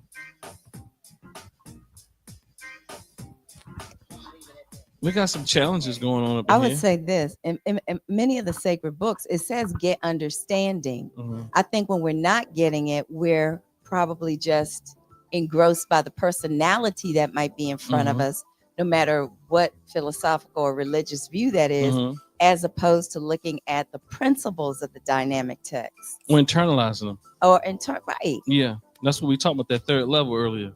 I'm sorry, I missed it. No, it's good. You were say last week. To be truthful, I think that's what really initially got me away from religious Christianity when I was a child even. I think I was baptized like at 9 years old. And I realized I didn't start sinning until I was... You didn't start sinning? I didn't start sinning until maybe I was in my teens or my 20s. So. Okay, now tell me what the first sin was. Well, I don't believe in sin. Right along. I don't believe in sin, but moving right along. I think one of the what was things, you doing? I think the things that made me not really comfortable with Christianity was some of those statements like many are called, few are chosen, and like everything's not meant for everybody to understand, and you don't lean upon your own understanding. Those didn't make any sense to me, because I said, if this is my father, why he gonna send a bunch of people over here but not tell them the truth? And he gonna have another bunch of people over here that he supposedly created, and he ain't gonna tell them the truth. And then he gonna wait until he makes some people that ain't got no color, ain't got no curl in their hair, and he gonna tell them the truth. It didn't fly for me. Well, I've heard too, as Baba Assad will say. Who's Baba Assad? Me or him? I'm sorry. I'm trying to figure Baba Dennis. Oh, Dr. Dennis. Okay. I'm trying to. That's right, two Assads, senior and junior. But I've heard two explanations of religion, and both of them are correct, and the one that's more holistic and for us is the one that the brother mentioned not too long ago, how it's a cultural thing that brings out the best in you. In my own words, brings out the best in you, brings out the best in the community. Everything is collective. The other one that I hear most of us talk about in and out of these circles is religion being what my grandmaster said, the opium of the people. It keeps you in a police. It's a police state. It's a bunch of rules and regulations, do's and don'ts, good and bad, reward and punishment. It restricts the internal flow and growth of the individual. because you're surrounded by restrictions. It can. Yeah, but not in the sense that you're explaining in terms of being wholesome and being a credit to the community. You know, but most of us had the experience of it being the negative. So yeah, I think religion, and I want to be clear, I think it's a both and in religion as well. You know, I think that we should question whether the religions that we partake in serve us culturally. However, I think that it's still a both and. I don't think all people who participate in religion or all people who participate in certain religious cults are actually extremists or fundamentalists. Some people, the only thing they know is love. You know, to me, that's blinding too. But you know, they really want to love you. They want to love everything, and they love everything. You know, but we're gonna talk about that next. I think I put a post out about that. You know, what's the post I put out? But yeah, I think so. There are religions that are not even theistic. So I want us to be clear. Like we throwing religion out there, and I don't want to demonize religion. It's already done a good enough job for itself. You know, but in everything we do, there's people taking advantage of people. You know what I mean? So even go ahead. Religion is people based anyway. It's people originated. You know, like, so it's gonna always benefit people, like the originators or the ones who follow that original concept. That concept was there not to harm themselves or not to do. You know, deep down inside that original concept was I hate to say this, but a manipulative concept. It was actually, and like I said, I don't want to demonize it as well, but it kind of plays these like charades with you, like, you know, you know, it puts you in this light of enlightenment and better being, all the while demonizing someone who doesn't. And if it's all about love, like you said, it's people who just love, they love. But those same people, give you a perfect example. The same people that love you and everything like that, a lot of them are down there cheering that it's alligators and around the immigrants and you know, but Sunday they love everybody. They told you that all lives matter, except for the people who get surrounded by. But it's some of them too. I'm talking about some people who really are caught up in the love piece. Let me read this. Some are lost in anger. This is what I wrote. Others are lost in love. Both can be blinding. Toxic pessimism and toxic positivism. One clouds your trust, the other clouds your truth. And toxic positivism, some people are really in there, like nothing, like they believe love and blessings, incense and berries. Like it's like there's nothing. All you have to do, and love is the most powerful energy in the universe. Who told you that? Like, I'm serious. Like, I'm not saying like, and you believe it. You want to tell me that? Like, love is the most powerful. So what? Energy in the universe, it can change all things. Well, love first and foremost is very subjective. You know, people are killing in the name of love. You know what I mean? So those white people who enslaved our ancestors thought they were doing it because they loved their people. And then some of us just love everybody, you know, just forgive and for love. And I'm not saying not to forgive because that's for you, but I'm just saying, like, we just living in la la land. And some of us are so angry and pessimistic. There's a balancing that needs to take place.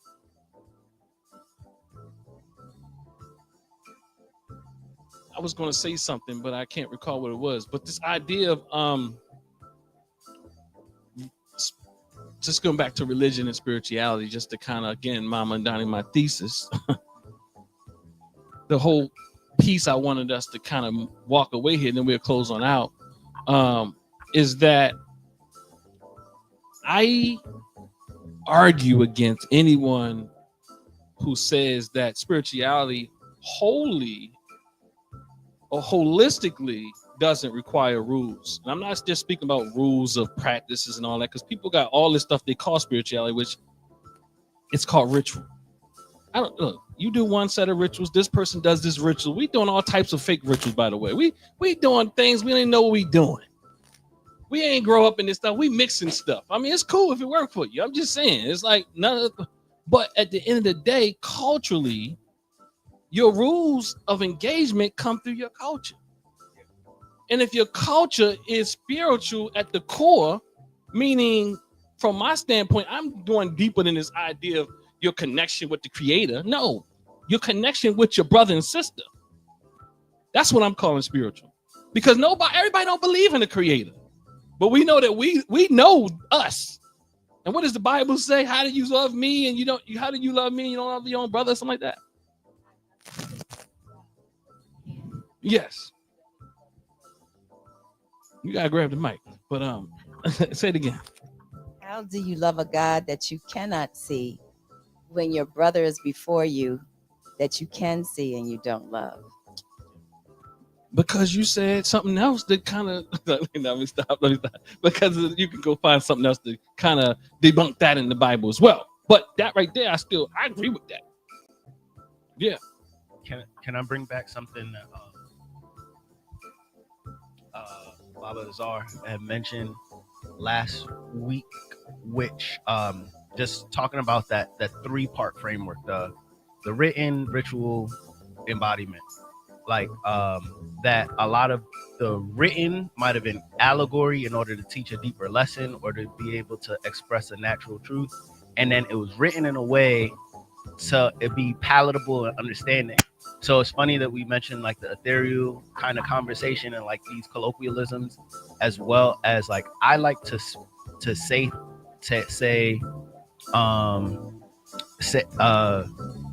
I like to, because my mind is very image based. Like I visualize a lot. So sometimes allegory helps me visualize. So like even the elephant thing. Mm-hmm. But I'm saying all that to say that there's a thing I'm going to. Mm-hmm. Just hold on with me. I wish something I'm giving you credit for. I'm giving you flowers right now, just as a note. A lot of African spirituality was through the oral tradition, so we don't. It's very hard to even Google and just get like a concise like this is how it is, because it was passed from griots and passed from people, and then some people pass it on and some may not have it passed on, and then some people, it's like a telephone game, you get different interpretations. Mm-hmm. So in some ways the written spiritual practices got a little bit of a bump, because it's like you can always refer back to it, and that's even not great because it's an interpretation. But where I'm giving you your flowers is that I think right now what's powerful is that you're taking tradition and you're like, at least what my understanding through Njia theory, creating some type of structure that you can go back to. And because if it was just us saying it, then 20 years from now, somebody might have to get my interpretation of it. And then somebody might have to get my kids' interpretation of the generation past. And then, but we can go back to the initial text you're creating, which then creates more structure. And I'm only saying all that to say that, like, I think what I'm seeing in this discussion is that there's so many different interpretations of the same thing, because there's not like a concise, agreed upon, like this is what it is. Everybody is touching the elephant from different points of view, and you know, some of us had touched this part, some touched this part, but that groundedness to say like it's still an elephant, you know, but like that part is hard to describe. You've only touched the tail, and you only feel it from one way. You only touch the side, you only feel it from one way. You've only experienced it from one way, whatever that one way may be. That was a lot of different thoughts. I appreciate y'all holding on with me.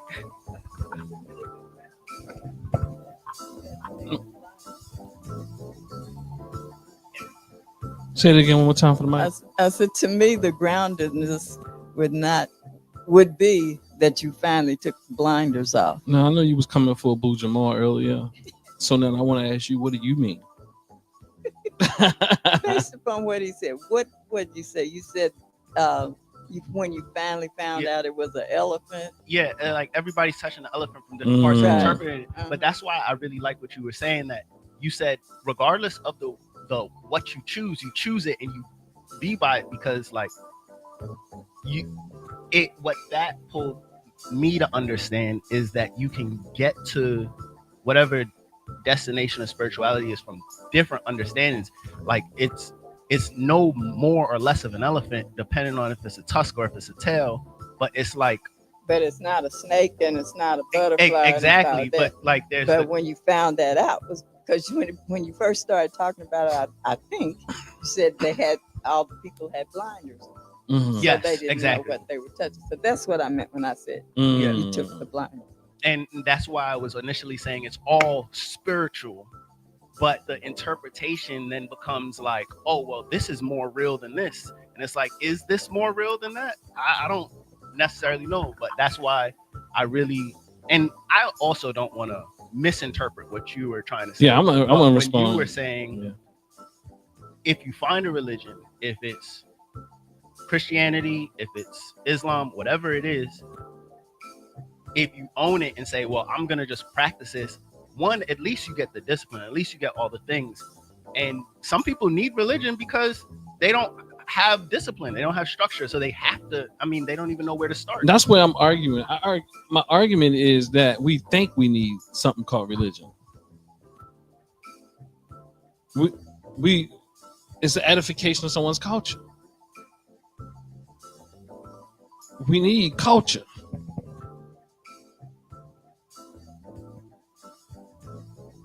And we need to know what is that culture working for us.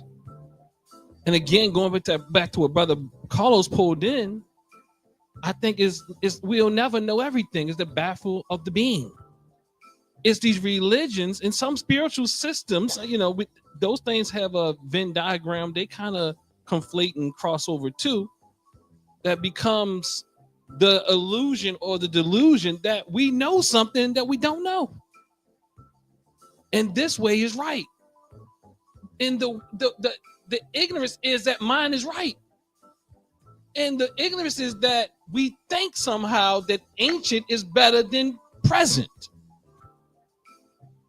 So I want to be clear that even as we evolve years from now, we should still be creating culture.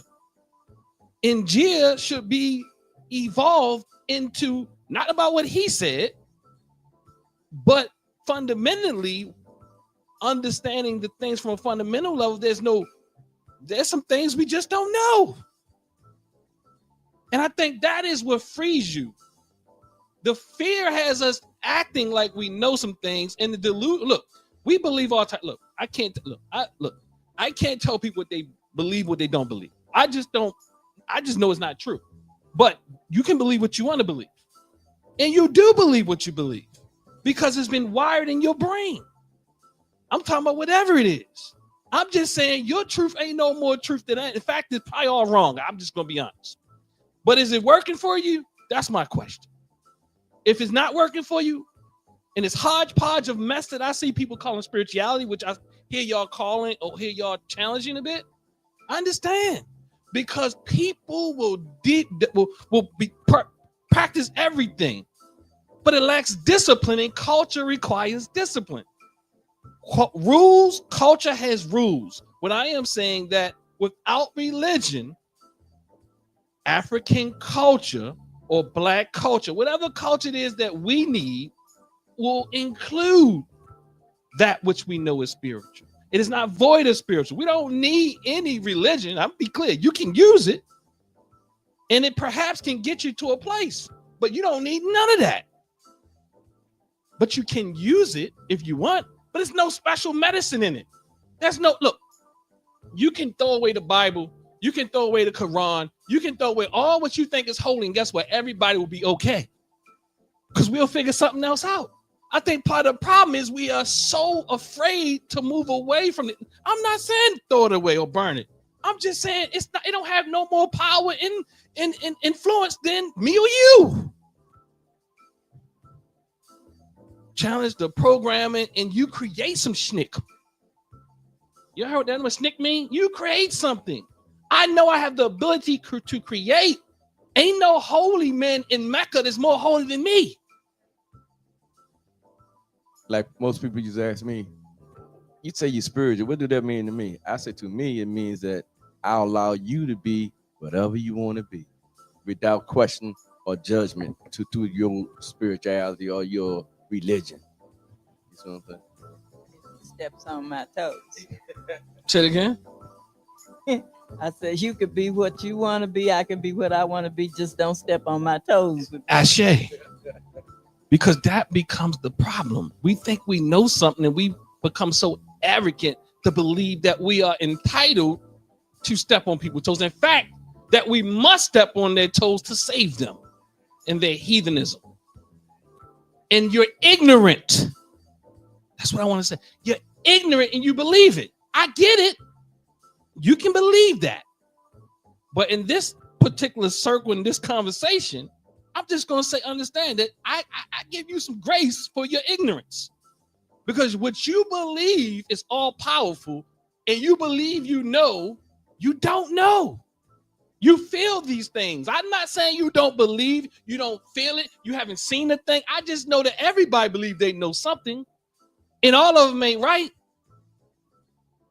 I know we try to philosophize things. Oh, you know that it's all the same. You know, and yeah, that's good. We all do. We all do, and human beings do have imaginations. That's the core thing. Human beings have imagination. It don't go away when you turn 21. You mean it might enhance after you hit a couple things. I don't know what Mom and Donnie was doing, but when she starts saying it, you know what I mean? But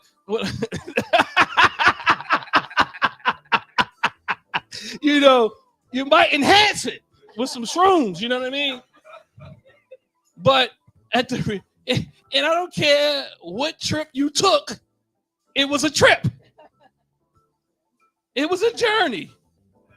And those who take those journeys, they go into places that they already believe.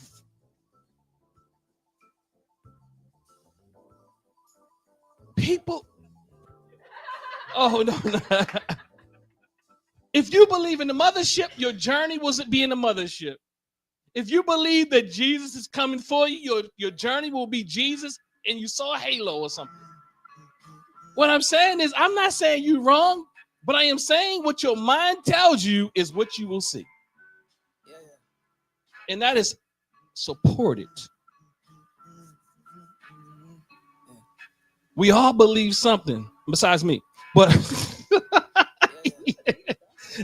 I believe that you, yes. No.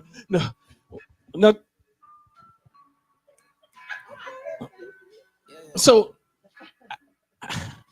you know, let's think about that. I'm trying to figure out, what do I believe?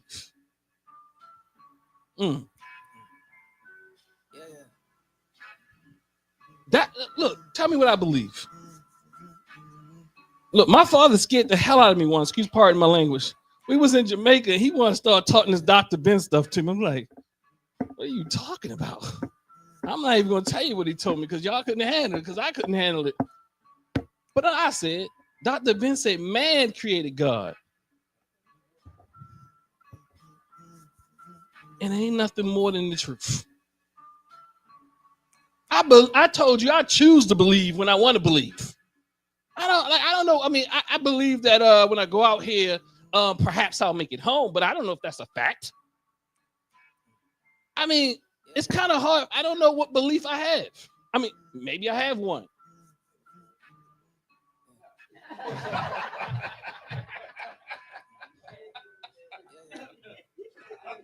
Look, tell me what I believe. And I'm not saying I don't. I'm just saying, tell me what I believe. Help me out. Well, but what I believe you believe. Go ahead, drop it. Is that you believe in circumstantial truth where there is evidence to support that. No, I don't believe that either. You don't? Circumstantial truth. Help me bring that up. Break that up.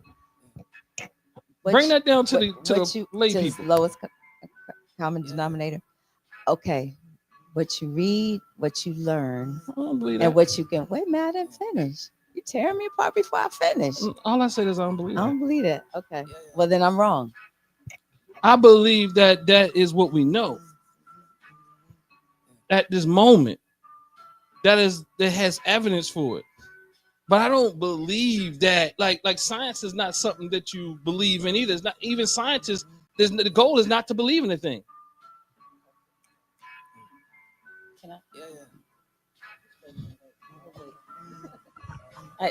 You got my juices flowing over here right now with this. I believe you believe that you create your own world. So you design what you believe. I believe that I can do my part for me, Yes, but I don't have all control of that. Collectively together. I don't think. Look, I think the things outside of our hands. Like I don't know if the earthquake will come. I don't know if Go ahead, brother. I said I believe that you don't really believe. Like that's the belief. That's the belief. I don't know. Yeah, I mean, you can say that. You believe that you don't know. I mean, that's a play on words, but but not, look, I don't know how much. That's like what I'm saying is I choose to believe things sometimes. Go ahead. I think That's the baffling of being. Yeah, because you're always learning. So what you believe is always challenged because you're always learning. Like if you get stuck on just a belief, then what you're learning kind of hits a brick wall or goes out the door. So because you're always learning, you don't have to particularly have a quote unquote belief because you're always learning. I think we all sometime at some point This think is in our fun. mind that says, what do I really believe? Now we may push it away and go back to what we've been taught, but at the end of the day, there's some thought. Every one of us had at one point a thought in our mind. What was that? Go ahead, sing it again. It sounded beautiful. I followed it. What? Tell her, try it back in for us. I don't know why. But I believe that's My father said he did a poor job. He showed me Dr. Ben, John Johnson. No, I was joking. Hold on, John Jackson, Chancellor Williams, all these greats, right? Even in our book in our rite of passage, we're going over the miseducation of the Negro, and he chopping it all up in a good way. But I think that's the baffle. I think that's the baffling of being, though. I think that's the baffle of being. I'm not arrogant enough to believe in a strong sense that I have the evidence for all things or a thing, really. I'm elated to be introduced to that. Like I never really thought about that, but now that makes like the baffle of being is just kind of stuck in my head, like because it actually. I don't know how to describe it, but I'm actually happy that I learned that. Oh, that's what it was. When I learned all the answers, they changed the questions. That's how life is. You think you got it, then all of a sudden, oh man, something new coming up. Yeah. And I always ask people, thank you. And I say, Baba, like what you're saying, I think Mama and Donnie was saying, and Brother Los, it's just like, my challenge is to not give canned responses. My challenge is think about it in the moment, like it's a new question you've never heard, that you've never read from somewhere before. That is so freeing. And then you'll find maybe you'll say the same thing and somebody will remind you said that before. Okay. But what I'm saying is, look at all situations as if you have not come upon them before. Because as Brother Carlos said, when you believe, like I'm not saying that I don't have faith, right? I'm not saying I don't have faith. If you want to give a question to me, I'm more agnostic than anything. You know, I don't have evidence for or against. But to me, there's something highly spiritual about that. You know, and the word spiritual can go in the trash too. You know what I'm saying? It can all go in the trash. Like, it's just a word. Now explain to people what Gnostic is. I thought I did in kind of a way. Huh? I said I don't have evidence for or against. Yeah. Did I not say that? Yeah. Yeah. So I don't have evidence for or against any of this stuff. The creation, creator, God, ancestors. I don't care which one it is. I know I got ancestors, but what they do is something I don't know. You know, we were created some kind of way. Like there was a creation of everything. Like it just didn't, well, I guess it did just pop up. Say it again. I was like, it didn't just pop up, but I was like, I guess it did just pop up. But, yeah, but I'm just saying. But we don't know that either. Yeah, we don't know. We don't know how or why or when. You know what I mean? That's all I'm saying. This is you brought it here, but and she challenged me. So the baffle of being is what we're talking about. You don't know, and I think if we can become comfortable in that space, there's something very freeing and something very it connects you to things in ways that you don't feel like it's like it opens the world up for you. It takes off the as Mama Donnie said, takes off the shade, the what it was the blindfold. Yeah, because it was like, I was in Egypt, right? And they were saying, well, damn, excuse my language, y'all. But it's like, wow, when you go there, and then you're looking at it in dark and you can see things, you can see space still, you can see things that you don't see here. And then you look at how people live more naturally. And then you look at all of this facade in the West that you think is real. Like, we don't even realize, like, all the logos and all the fronts, and they call fronts, and they call facings, and they call all this commercial stuff that's here, and somehow we have bought into believe that stuff is real. It's like, dang, you don't even need that. It's to compete for your mind. It's like every piece, like all on the street, every person is in here trying to compete for your attention, for your money, for your dollars, for you to do something. Not necessarily working together, but this is not the only way to exist. But we believe this is the way and the best way to exist. So I don't know nothing. It's just like the mass majority of the world wants to tell you that someone who is not participating in the things that you're talking about, that they're somehow not civilized. But when you go into remote areas of the world who don't participate in any of this stuff, they're the most civil beings ever. You know, like they don't think about every day, how can I get over on you, or how can I get all this money. They're the most civil beings here. But we in this situation will call them uncivilized. Yes, absolutely. May I jump in? Yes, sir. I just want to ask permission because I know. And then we're gonna wrap it around and close out. So, first thought, the baffle of being, the quote being, those who are the funniest or those who have the most empathy. I'm paraphrasing, or those are the kindest and the funniest that understand the baffle of being, right? And I processed that a lot in this last week, and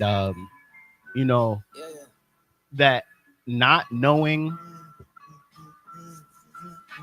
being the baffle of being, I was more focused on the kindness part, because it's very unfortunate, but there was a car accident and 2 young kids in my daughter's dance program had passed. Process like, why would this happen? where, but it's like the more that you process from this, like there is no rhyme or reason. You could do everything right and end up with cancer. You could do everything wrong and end up a millionaire. You could like, there is no real like rule book exactly, because it's like, it is baffling. Like, it doesn't all make sense. It's very chaotic, and sometimes you can try to find a pattern, but I think that's confirmation bias also. That's like, I want to find the pattern so I can find the rule book, but there is no real rule book. And then the funniest part being, because I like this comedian Josh Johnson, and he's very like vanilla, kind of like The Office humor. I don't know if you ever watch The Office, but like, it's kind of dry a little bit, but he just brings awareness to things that are so plain sight, and he's so taboo because he says it. He just says it, but he says it in such a dry manner that it's funny, because it's like, man, I know, but that's hilarious, because nobody else is willing enough to make the observation of the thing that everybody is seeing. We're all seeing the thing. We're all experiencing the elephant in the room. I keep doing elephant references. That we all see the elephant in the room, but like, nobody's talking about it. And I just want to bring it up, and that's what makes him so funny. And I think that is also the baffling being, because it's like, the baffling part is, why don't we all talk about it? Why don't we see that? Why don't we see it? Why don't we talk about it? Why don't we know? Because we've been taught to not see it, although it's in our face, and someone who's brave enough to point it out in a humorous way, or not even so humorous, but it's funny. Like, because this person is not so afraid, and you can be so calm because you're not caught up with all these mythologies. You're not caught up in believing in all this false stuff. Like, in most of these systems, we got to keep it real. There's something chosen about the people who practice it. And you're no more chosen than someone who doesn't do any goddamn thing. You're not. You know what I'm saying? Like, look, we have a whole war going on because we have bought into there's chosen people in the land that they took. We have we have churches and synagogues and mosques and temples and all these places that we go into, and everybody think they better than the people across the street. Not because what they know, because they are chosen. Not because they really know nothing. They ain't claiming to know anything. They just claim to be more have more favor. That used to be my argument with people say that they are the chosen people. So I say, so God is biased. So God have better, like you all have children, and so, but I like that child better than that child. So that's God. So it's very difficult to get out of these constructs. And I think that to even like to me, it's like the whole idea, even y'all might like in Gia, it's about this both and. It's about the connection of all things. It's like even the fact is like even the idea that logic, you hear me say, is not spiritual. Spirituality is not logical or whatever. We gotta look at all of this. Like somebody's taught us these things. You know what I mean? Like somebody's taught us that, it looks a certain way. You look, in all my logic, you can't tell me that ain't spiritual. In all my logic, you can't tell me the baffle of being that I am not one of those kindest people. In all my logic, that's what I'm saying. So what I'm saying is when we're caught up by these mythologies, they turn us into something else. Because we think we know something. As Brother Kevin said, we think we have a monopoly on esoterical knowledge, and we don't. We think we are more intelligent than we think we are. And I know you might, you think you into, I'm telling you, I don't know these things. I'm telling you, that's what makes it sound like I know something, because I don't. I'm not going to act like I know these things. Do there have to be evidence? No. Let me ask. Look, that is again the baffling of being. I don't have to have evidence. I know it sounds like that, but listen, it's not about evidence. About the baffle of being is not knowing. Does that make sense? It's about not knowing. Okay, that's good what you just said. So explain to us, what is the significance of evidence? The significance of evidence. I guess you can give me an example. Something very simple. Okay, when we walk outside, we know that the sky is not going to fall. It's blue. I know, right? For the moment. It's blue. It's got clouds. That's evidence that it's there. We can for right now. Yeah. So you just gave me the answer. You just gave the answer. We can draw some conclusions or predictions, although we know that the predictions aren't necessarily in stone. But we know likely, if I do this, there's a likelihood that this might come about. But is it 100%? No. Not all the time. He just said I can eat all the best food and still get cancer. But that doesn't mean don't eat all the best food. That means that because the evidence is if you eat all the worst food, you're more likely to get cancer. But eating all the best food, you're less. It doesn't mean that you're going to be void of cancer, but more people who particularly eat this way are less likely. But there's other variables that go along with it. So even the evidence itself, even when you look to me, science is spiritual. So when you look at the scientific facts, is that we also understand that science is short. You understand? Science don't tells you everything. It doesn't know all the variables. It doesn't know everything. But religions do. Some of them. Science don't know no, science doesn't know everything. But religions do. Let me say that one more time. Science doesn't know everything, but religions do. You even have the science of religion. You have the science. I'm talking about real science. I'm not talking about people just saying I'm a more scientist and nothing like that. I'm saying I'm not talking about I'm a Scientologist. No, I ain't talking about that. I'm talking about real, rigorous scientific method. You don't know. You just have evidence for or against. But all of it can be wrong. Einstein was wrong.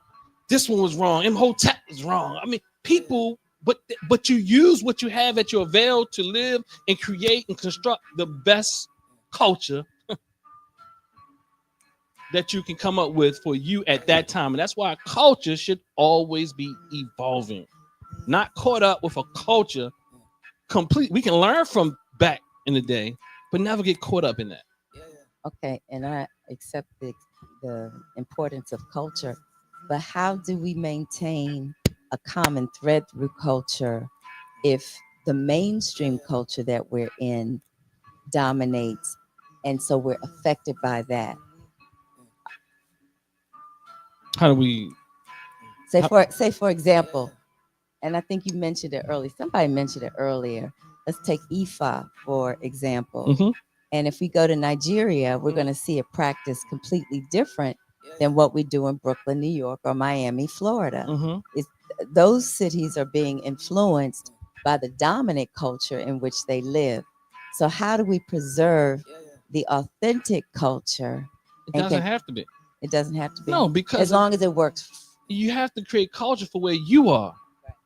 Ifa people in Nigeria aren't facing what Black Americans are facing or Black people in this country is facing. So if we would have utilized what they had and we had to, and we do some of the things, it doesn't make sense here. And they're making a killing off of us having to, again, they not no more spiritual than us. Again, I don't know Ifa priests, no Santeria, no nobody.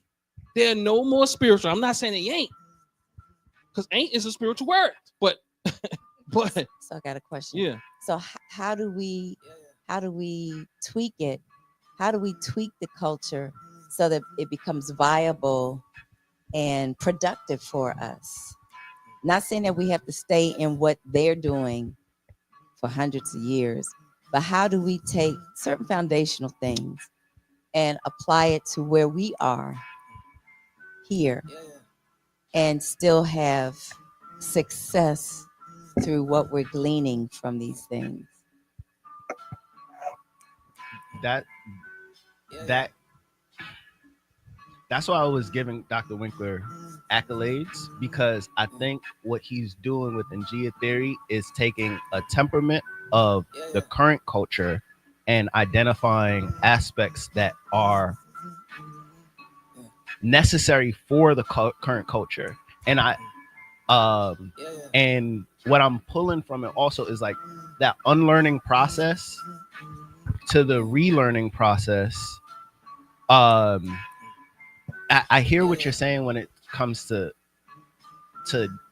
different religions as it pertains to the culture of wherever the religion may have grown from, was necessary for that time in order to create a structure or culture or to adjust the culture. So like I imagine like all the killing and drug culture or gang culture, even in Baltimore, right? How do you reach people if you can't reach them through the police? I would imagine that there's the same problem thousands of years ago, and it's like, okay, well, if we can't directly influence, because if the law says don't kill, it might be one way to train a society to then say, well, God can see everything and God knows if you're killing, so don't kill because God said it. And it's still for the benefit of the culture, but then it's like years past that point when that structure is no longer necessary, we're still adopting the same ideas when it's no longer applicable. What I think the answer to the question is like what Dr. Winkler is doing, and I think there might be reason to believe like there might need to be hundreds of Dr. Winklers in different cities to have a theory that works for the city in the same basic way. That's like some things are applicable for Baltimore, some things may be applicable for the United States or Western society, some Eastern society, maybe even the globe, but it's like right now it's applicable. But who knows in the world of AI and everything else what's applicable 10 years from now, 20 years from now, 30 years from now, you know, and then we might have to readjust all over again and find the new thing that's applicable in that moment. But I think once again, to answer the question, you have to re-examine and to get the temperament in the moment and then create something in the moment that serves the people of the moment. Yeah. Yes, sir, brother. Fa. The change or the beginning of the change, the culture is in settings such as this. Because in those other expanded and global cultures now, they started off like this.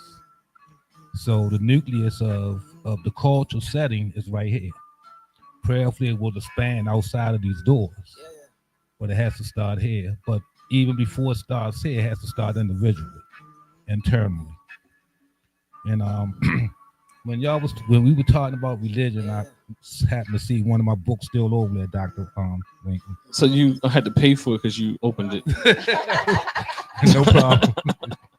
But yeah. But this is something pertaining to these various faiths. The Jews say we were the chosen ones. The Christians say we were the saved ones. The Muslims say we were the blessed ones. All have lost sight and purpose of the goal. The man of religion is the one who is blessed to be chosen to be saved. Say it again. The whole thing? Yes, because I was. Yeah. Okay. The Jews say we were the chosen ones. Mm-hmm. The Christians say we were the saved ones. The Muslims say we were the blessed ones. Mm-hmm. All have lost sight and purpose of the goal. Mm-hmm. The man of religion is the one who is blessed to be chosen to be saved. So in other words, religion's a farce. Mm. Why you saying about Islam? I did. Oh, okay. I did. The Muslims say we were the blessed. I just want to challenge them. You know, that was my my challenge. Hey, hold on, but you ain't say it loud. Let me hear it again. Okay. The Muslims say we were the blessed. Okay, ones. cool. That's fine. And I had something about those immigrants come over here looking more American than us, and then the Americans looking more Arab than them. I got a problem with that. Yeah. So I guess in closing, family, appreciate the the dialogue. It was good. Um, so yeah, I agree with what everybody is saying. So I think so I think there's various people doing the work, right? I don't think like so to me, even as I'm writing this particular book in GIA, I call it a collective theory, right? You know, to me, like if you create a theory and you say you're African Senate and then you say it's your theory, then to me that kind of defeats the purpose because I stand on the shoulder of giants, ancestors, elders, and comrades that are still living, and bring all that together, continental and diasporic, and pull this together into what we call Ingia. Because it's too many. And I think that whatever culture we have in a society like this, it has to be flexible. And what I mean by flexible, it has to be able to evolve, and it cannot be idealized. It should be in motion, not something that we get stuck in. So I think that that's what we have to do here. And the fact that it's very difficult for us to see us, I'm talking about in the present, as or what we have here from our own people, you including you, but including me and whoever else, but people who really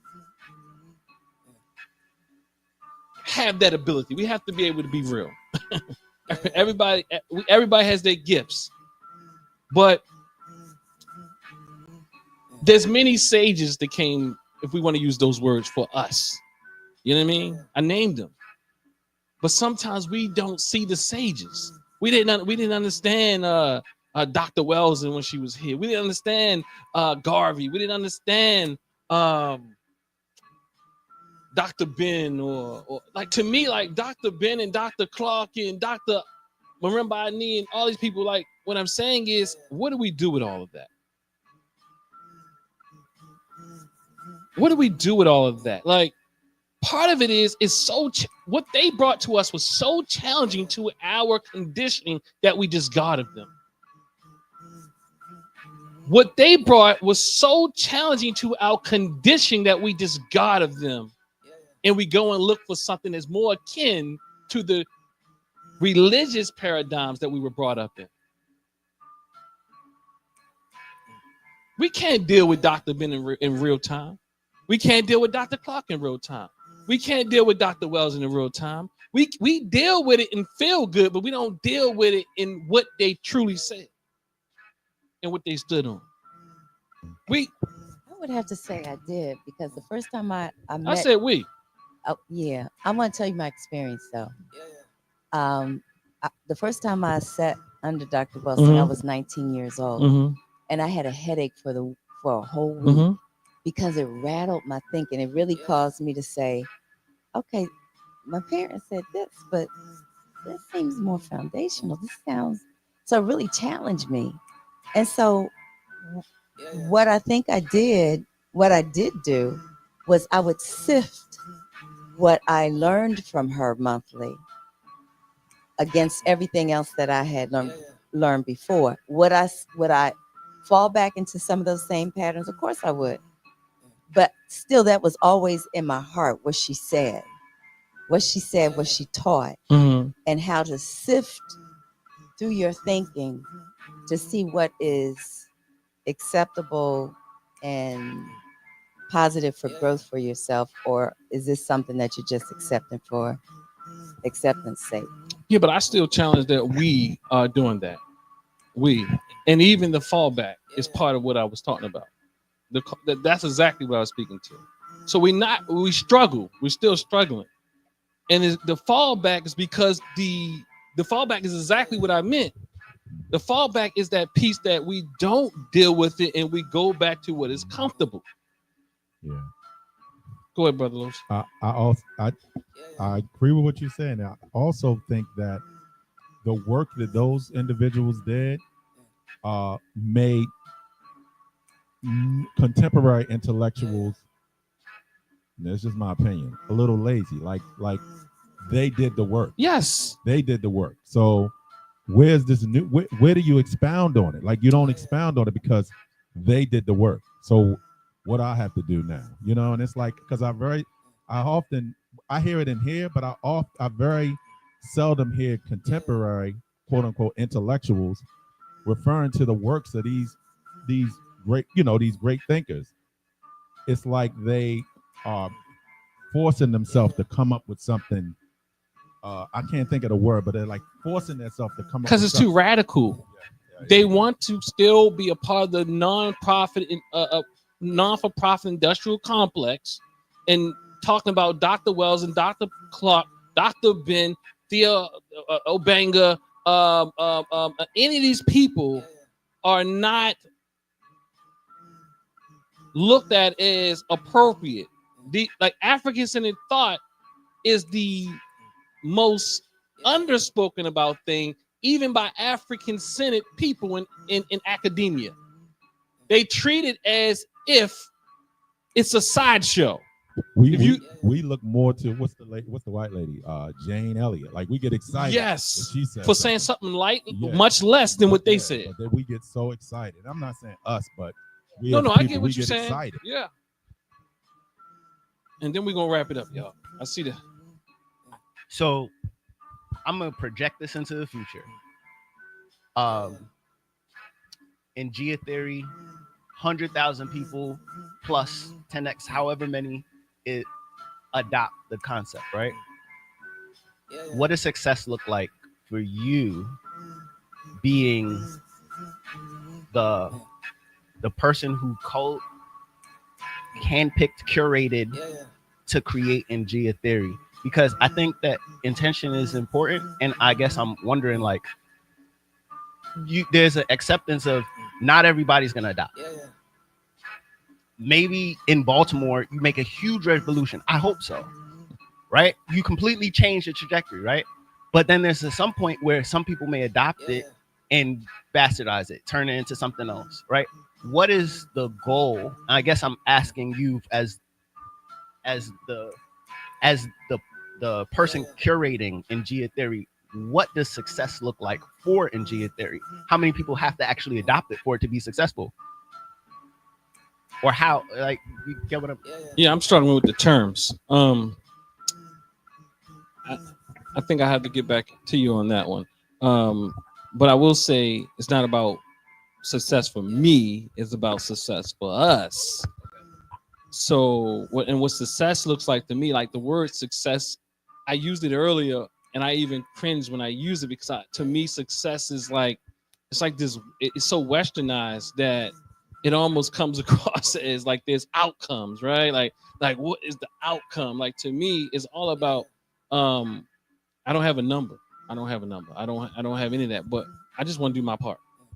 But idealistically, I just want us to be African in the best way we can in this society. And what does that mean? That means us connecting with each other in more harmonious, more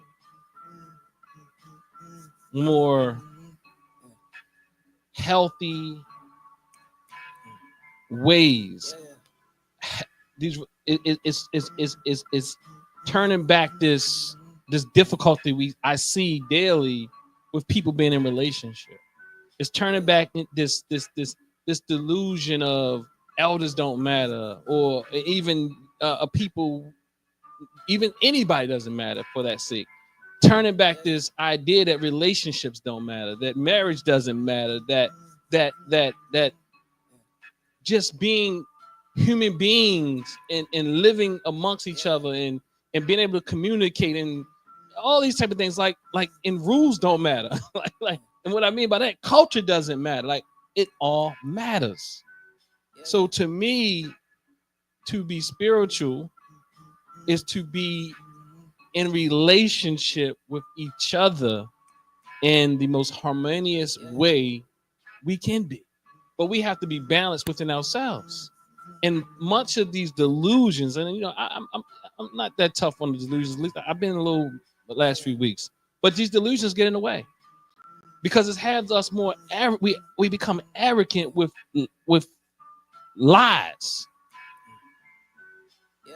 So we literally walk around. I don't care if you call yourself spiritual, religious, and thinking we got special powers. And I know you do, but that's what I believe you do. But I'm messing with you. But yeah, I mean, we literally walk around like I want us to grow up. If you want to really be honest, I want us to grow up. A lot of us are walking around and we feel like children. And I'm not saying that part shouldn't be in you, but what I'm saying, that part shouldn't be ruling you. Our imaginations have not developed. And we need to be able to respect each other, and the ego needs to be tamed. We need the ego, but it needs to be tamed. It needs to be tamed. Brothers will be more, brothers will be more accountable. Because they let sisters down. And sisters will be more gentle. Because they tell a brother, I want you there, but they also get the license to beat them up. I'm not saying all, but I'm saying this is too much. I'm saying we will not be deluded by our jobs, our income, the car we drive, the house we live in. I'm going to parties. Pardon me, but I'm tired of seeing fake asses. We used to talk about these things. I'm like, if you look, my sister showed me, like, if your therapist got fake hips and fake butt, I think you really need to talk to her. I mean, you need to reconsider that. I'm not saying, look, I am not, and we can't talk about it. But that means there's something deeply inside of you that you could not find, you could not settle yourself with your appearance. We have women who don't want to grow up. We have women who don't want to become older. They think after they get past 40, they're no longer fine, they no longer look good, and that's what they believe is valuable. We have men who believe that, who don't believe that. We have men who believe that they're only as good as their job. They only and now you got men doing things that you got men putting fake hair on their head. You got men doing all types of stuff that men would never do. To me, that is ridiculous. It is worse because now men are doing things that we talked about the sisters doing. Now you doing it. What I'm saying is we would have self-esteem. We wouldn't have to be 50 putting fake hair on your head with the sharpest shape up walking around and you know it's fake. What I'm saying today is we have low self-esteem. We have bought into the facade. We will look past the facade and all these facades, the facade out there on that building or the facade that you're holding up to have people think that you're more, I don't know, magical than you truly are. Have fun, but we just gotta be, being real and being grounded. I ain't saying you can't jump up sometimes, but you gotta come down to earth sometimes too. Stop fooling ourselves. We want to stay high all day long, and we getting high for all types of stuff. You ain't gotta smoke nothing or drink something to get high. Some of us go way past that in our own heads. We just gotta be real. I don't know. Let me stop there. But anyway, it will be us being harmonious. Us, and I mean, I'm not saying, I'm talking about within reason. I'm talking about, I know we argue, we know arguing is fine. Elders will still be important. Leaders will be important. People in our community be important. You won't have these people looking at fake leaders and getting punched drunk by them, used by them, abused by them. Not as much as going on right now. Having the media pick those who you follow. People actually believe that somehow the revolutionaries don't exist anymore because they're not on TV. And those who are on TV, they believe that they are real, but that's a facade. You have to understand they will put before you who they want before you. They learned lessons from people like Malcolm X. Because Malcolm was on TV, they said, oh no, we're not doing that no more. And the fact that we said we don't have anything out here anymore. We do. We have everything. We have everybody that existed before. We have very much low self-esteem. We have lack of esteem in ourselves and the people that are out here fighting for you. We believe if CNN puts them up there, somehow they are verified. We think that if somebody put a bomb in the White House, somehow that makes him better than you and me. We think that he deserves Martha's Vineyard, a house, and we don't even question that. We think that somehow people can be capitalistic and we believe in this John Calvinistic pull yourself up from the bootstraps mentality, and anybody who doesn't succeed is their own fault. See, we got a lot of delusions. I'm saying we're gonna keep talking. Blessings.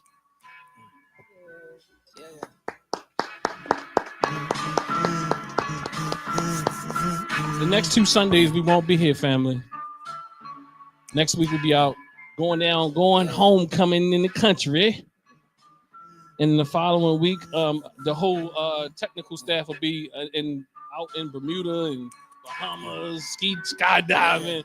And I want my brothers here with me as we do this too. And plus we'll just be coming back, so we'll take that one too. So are we going to be here the last weekend of July? Oh, shoot, we were supposed to write a passage thing. We're gonna move that one though. Are we going to be here the last weekend in July? No. Okay. We need to be here. No, I'm just asking. So 3 weeks. So the next 2 weeks we won't be here. Okay, hold on. Next week, hold on. Yeah. Wait a minute. We'll be hold on.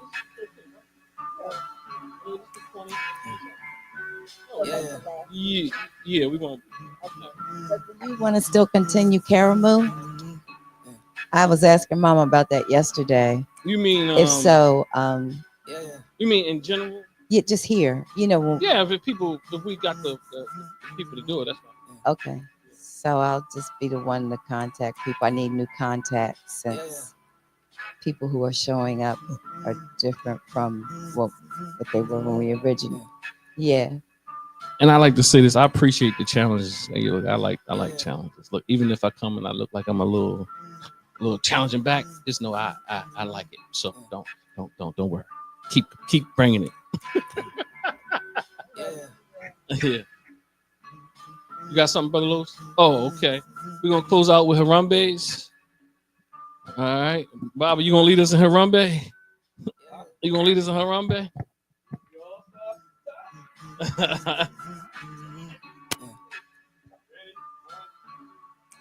Harambe, Harambe, Harambe, Harambe, Harambe, Harambe, Harambe.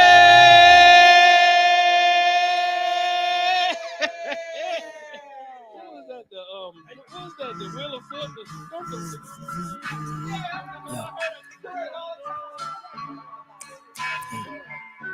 Yeah. Chase your dreams. Look, pull up a chair. I got some things I want to put in your ear. Get close so you hear me clear. You got a light, you should handle with care. Pete, I got a question for you. You remember your first fight, your first love, your first lay, your first flight, your first loss, or the first time that you got hot? A warm house with a heated stove on cold nights. What about your first time that you felt hate? Or what about your first time that you felt God? The point is, it can't last if it's only pain. I've danced in heavy rain and seen the sunshine. I feel you feeling down and feeling sad. Like QBs with no speed, it's gotta pass. There's no breeze, I'm no saint, I'm just a man. I'm just here to let you know that I understand. Cause it takes time to understand. And life ain't promised, I mean I understand. We learn from it, I know, but understand. Yeah. Understand that we never really understand. It takes time to understand. That life ain't promised, I mean I understand. We learn from it, I know, but understand. Yeah. Understand that we plant a seed, do the work, grow a tree, sowing seams, on point like golden knees, poetry, quarter keys, hood, blow a tree, OE, dark brown, I drew these therapies, woe is me, many problems that really no one sees, go with me, carry baggage that really no one needs, let it breathe, till you feel at ease, until they believe, I give you more of me, see I've been looking for guidance, I've been running from problems, I've been racking up mileage, I've been slipping and falling, get a text from my father, I'm inclined to ignore it, but I only get one of them. Maybe I should have called, forget it. Another story of a black boy lost.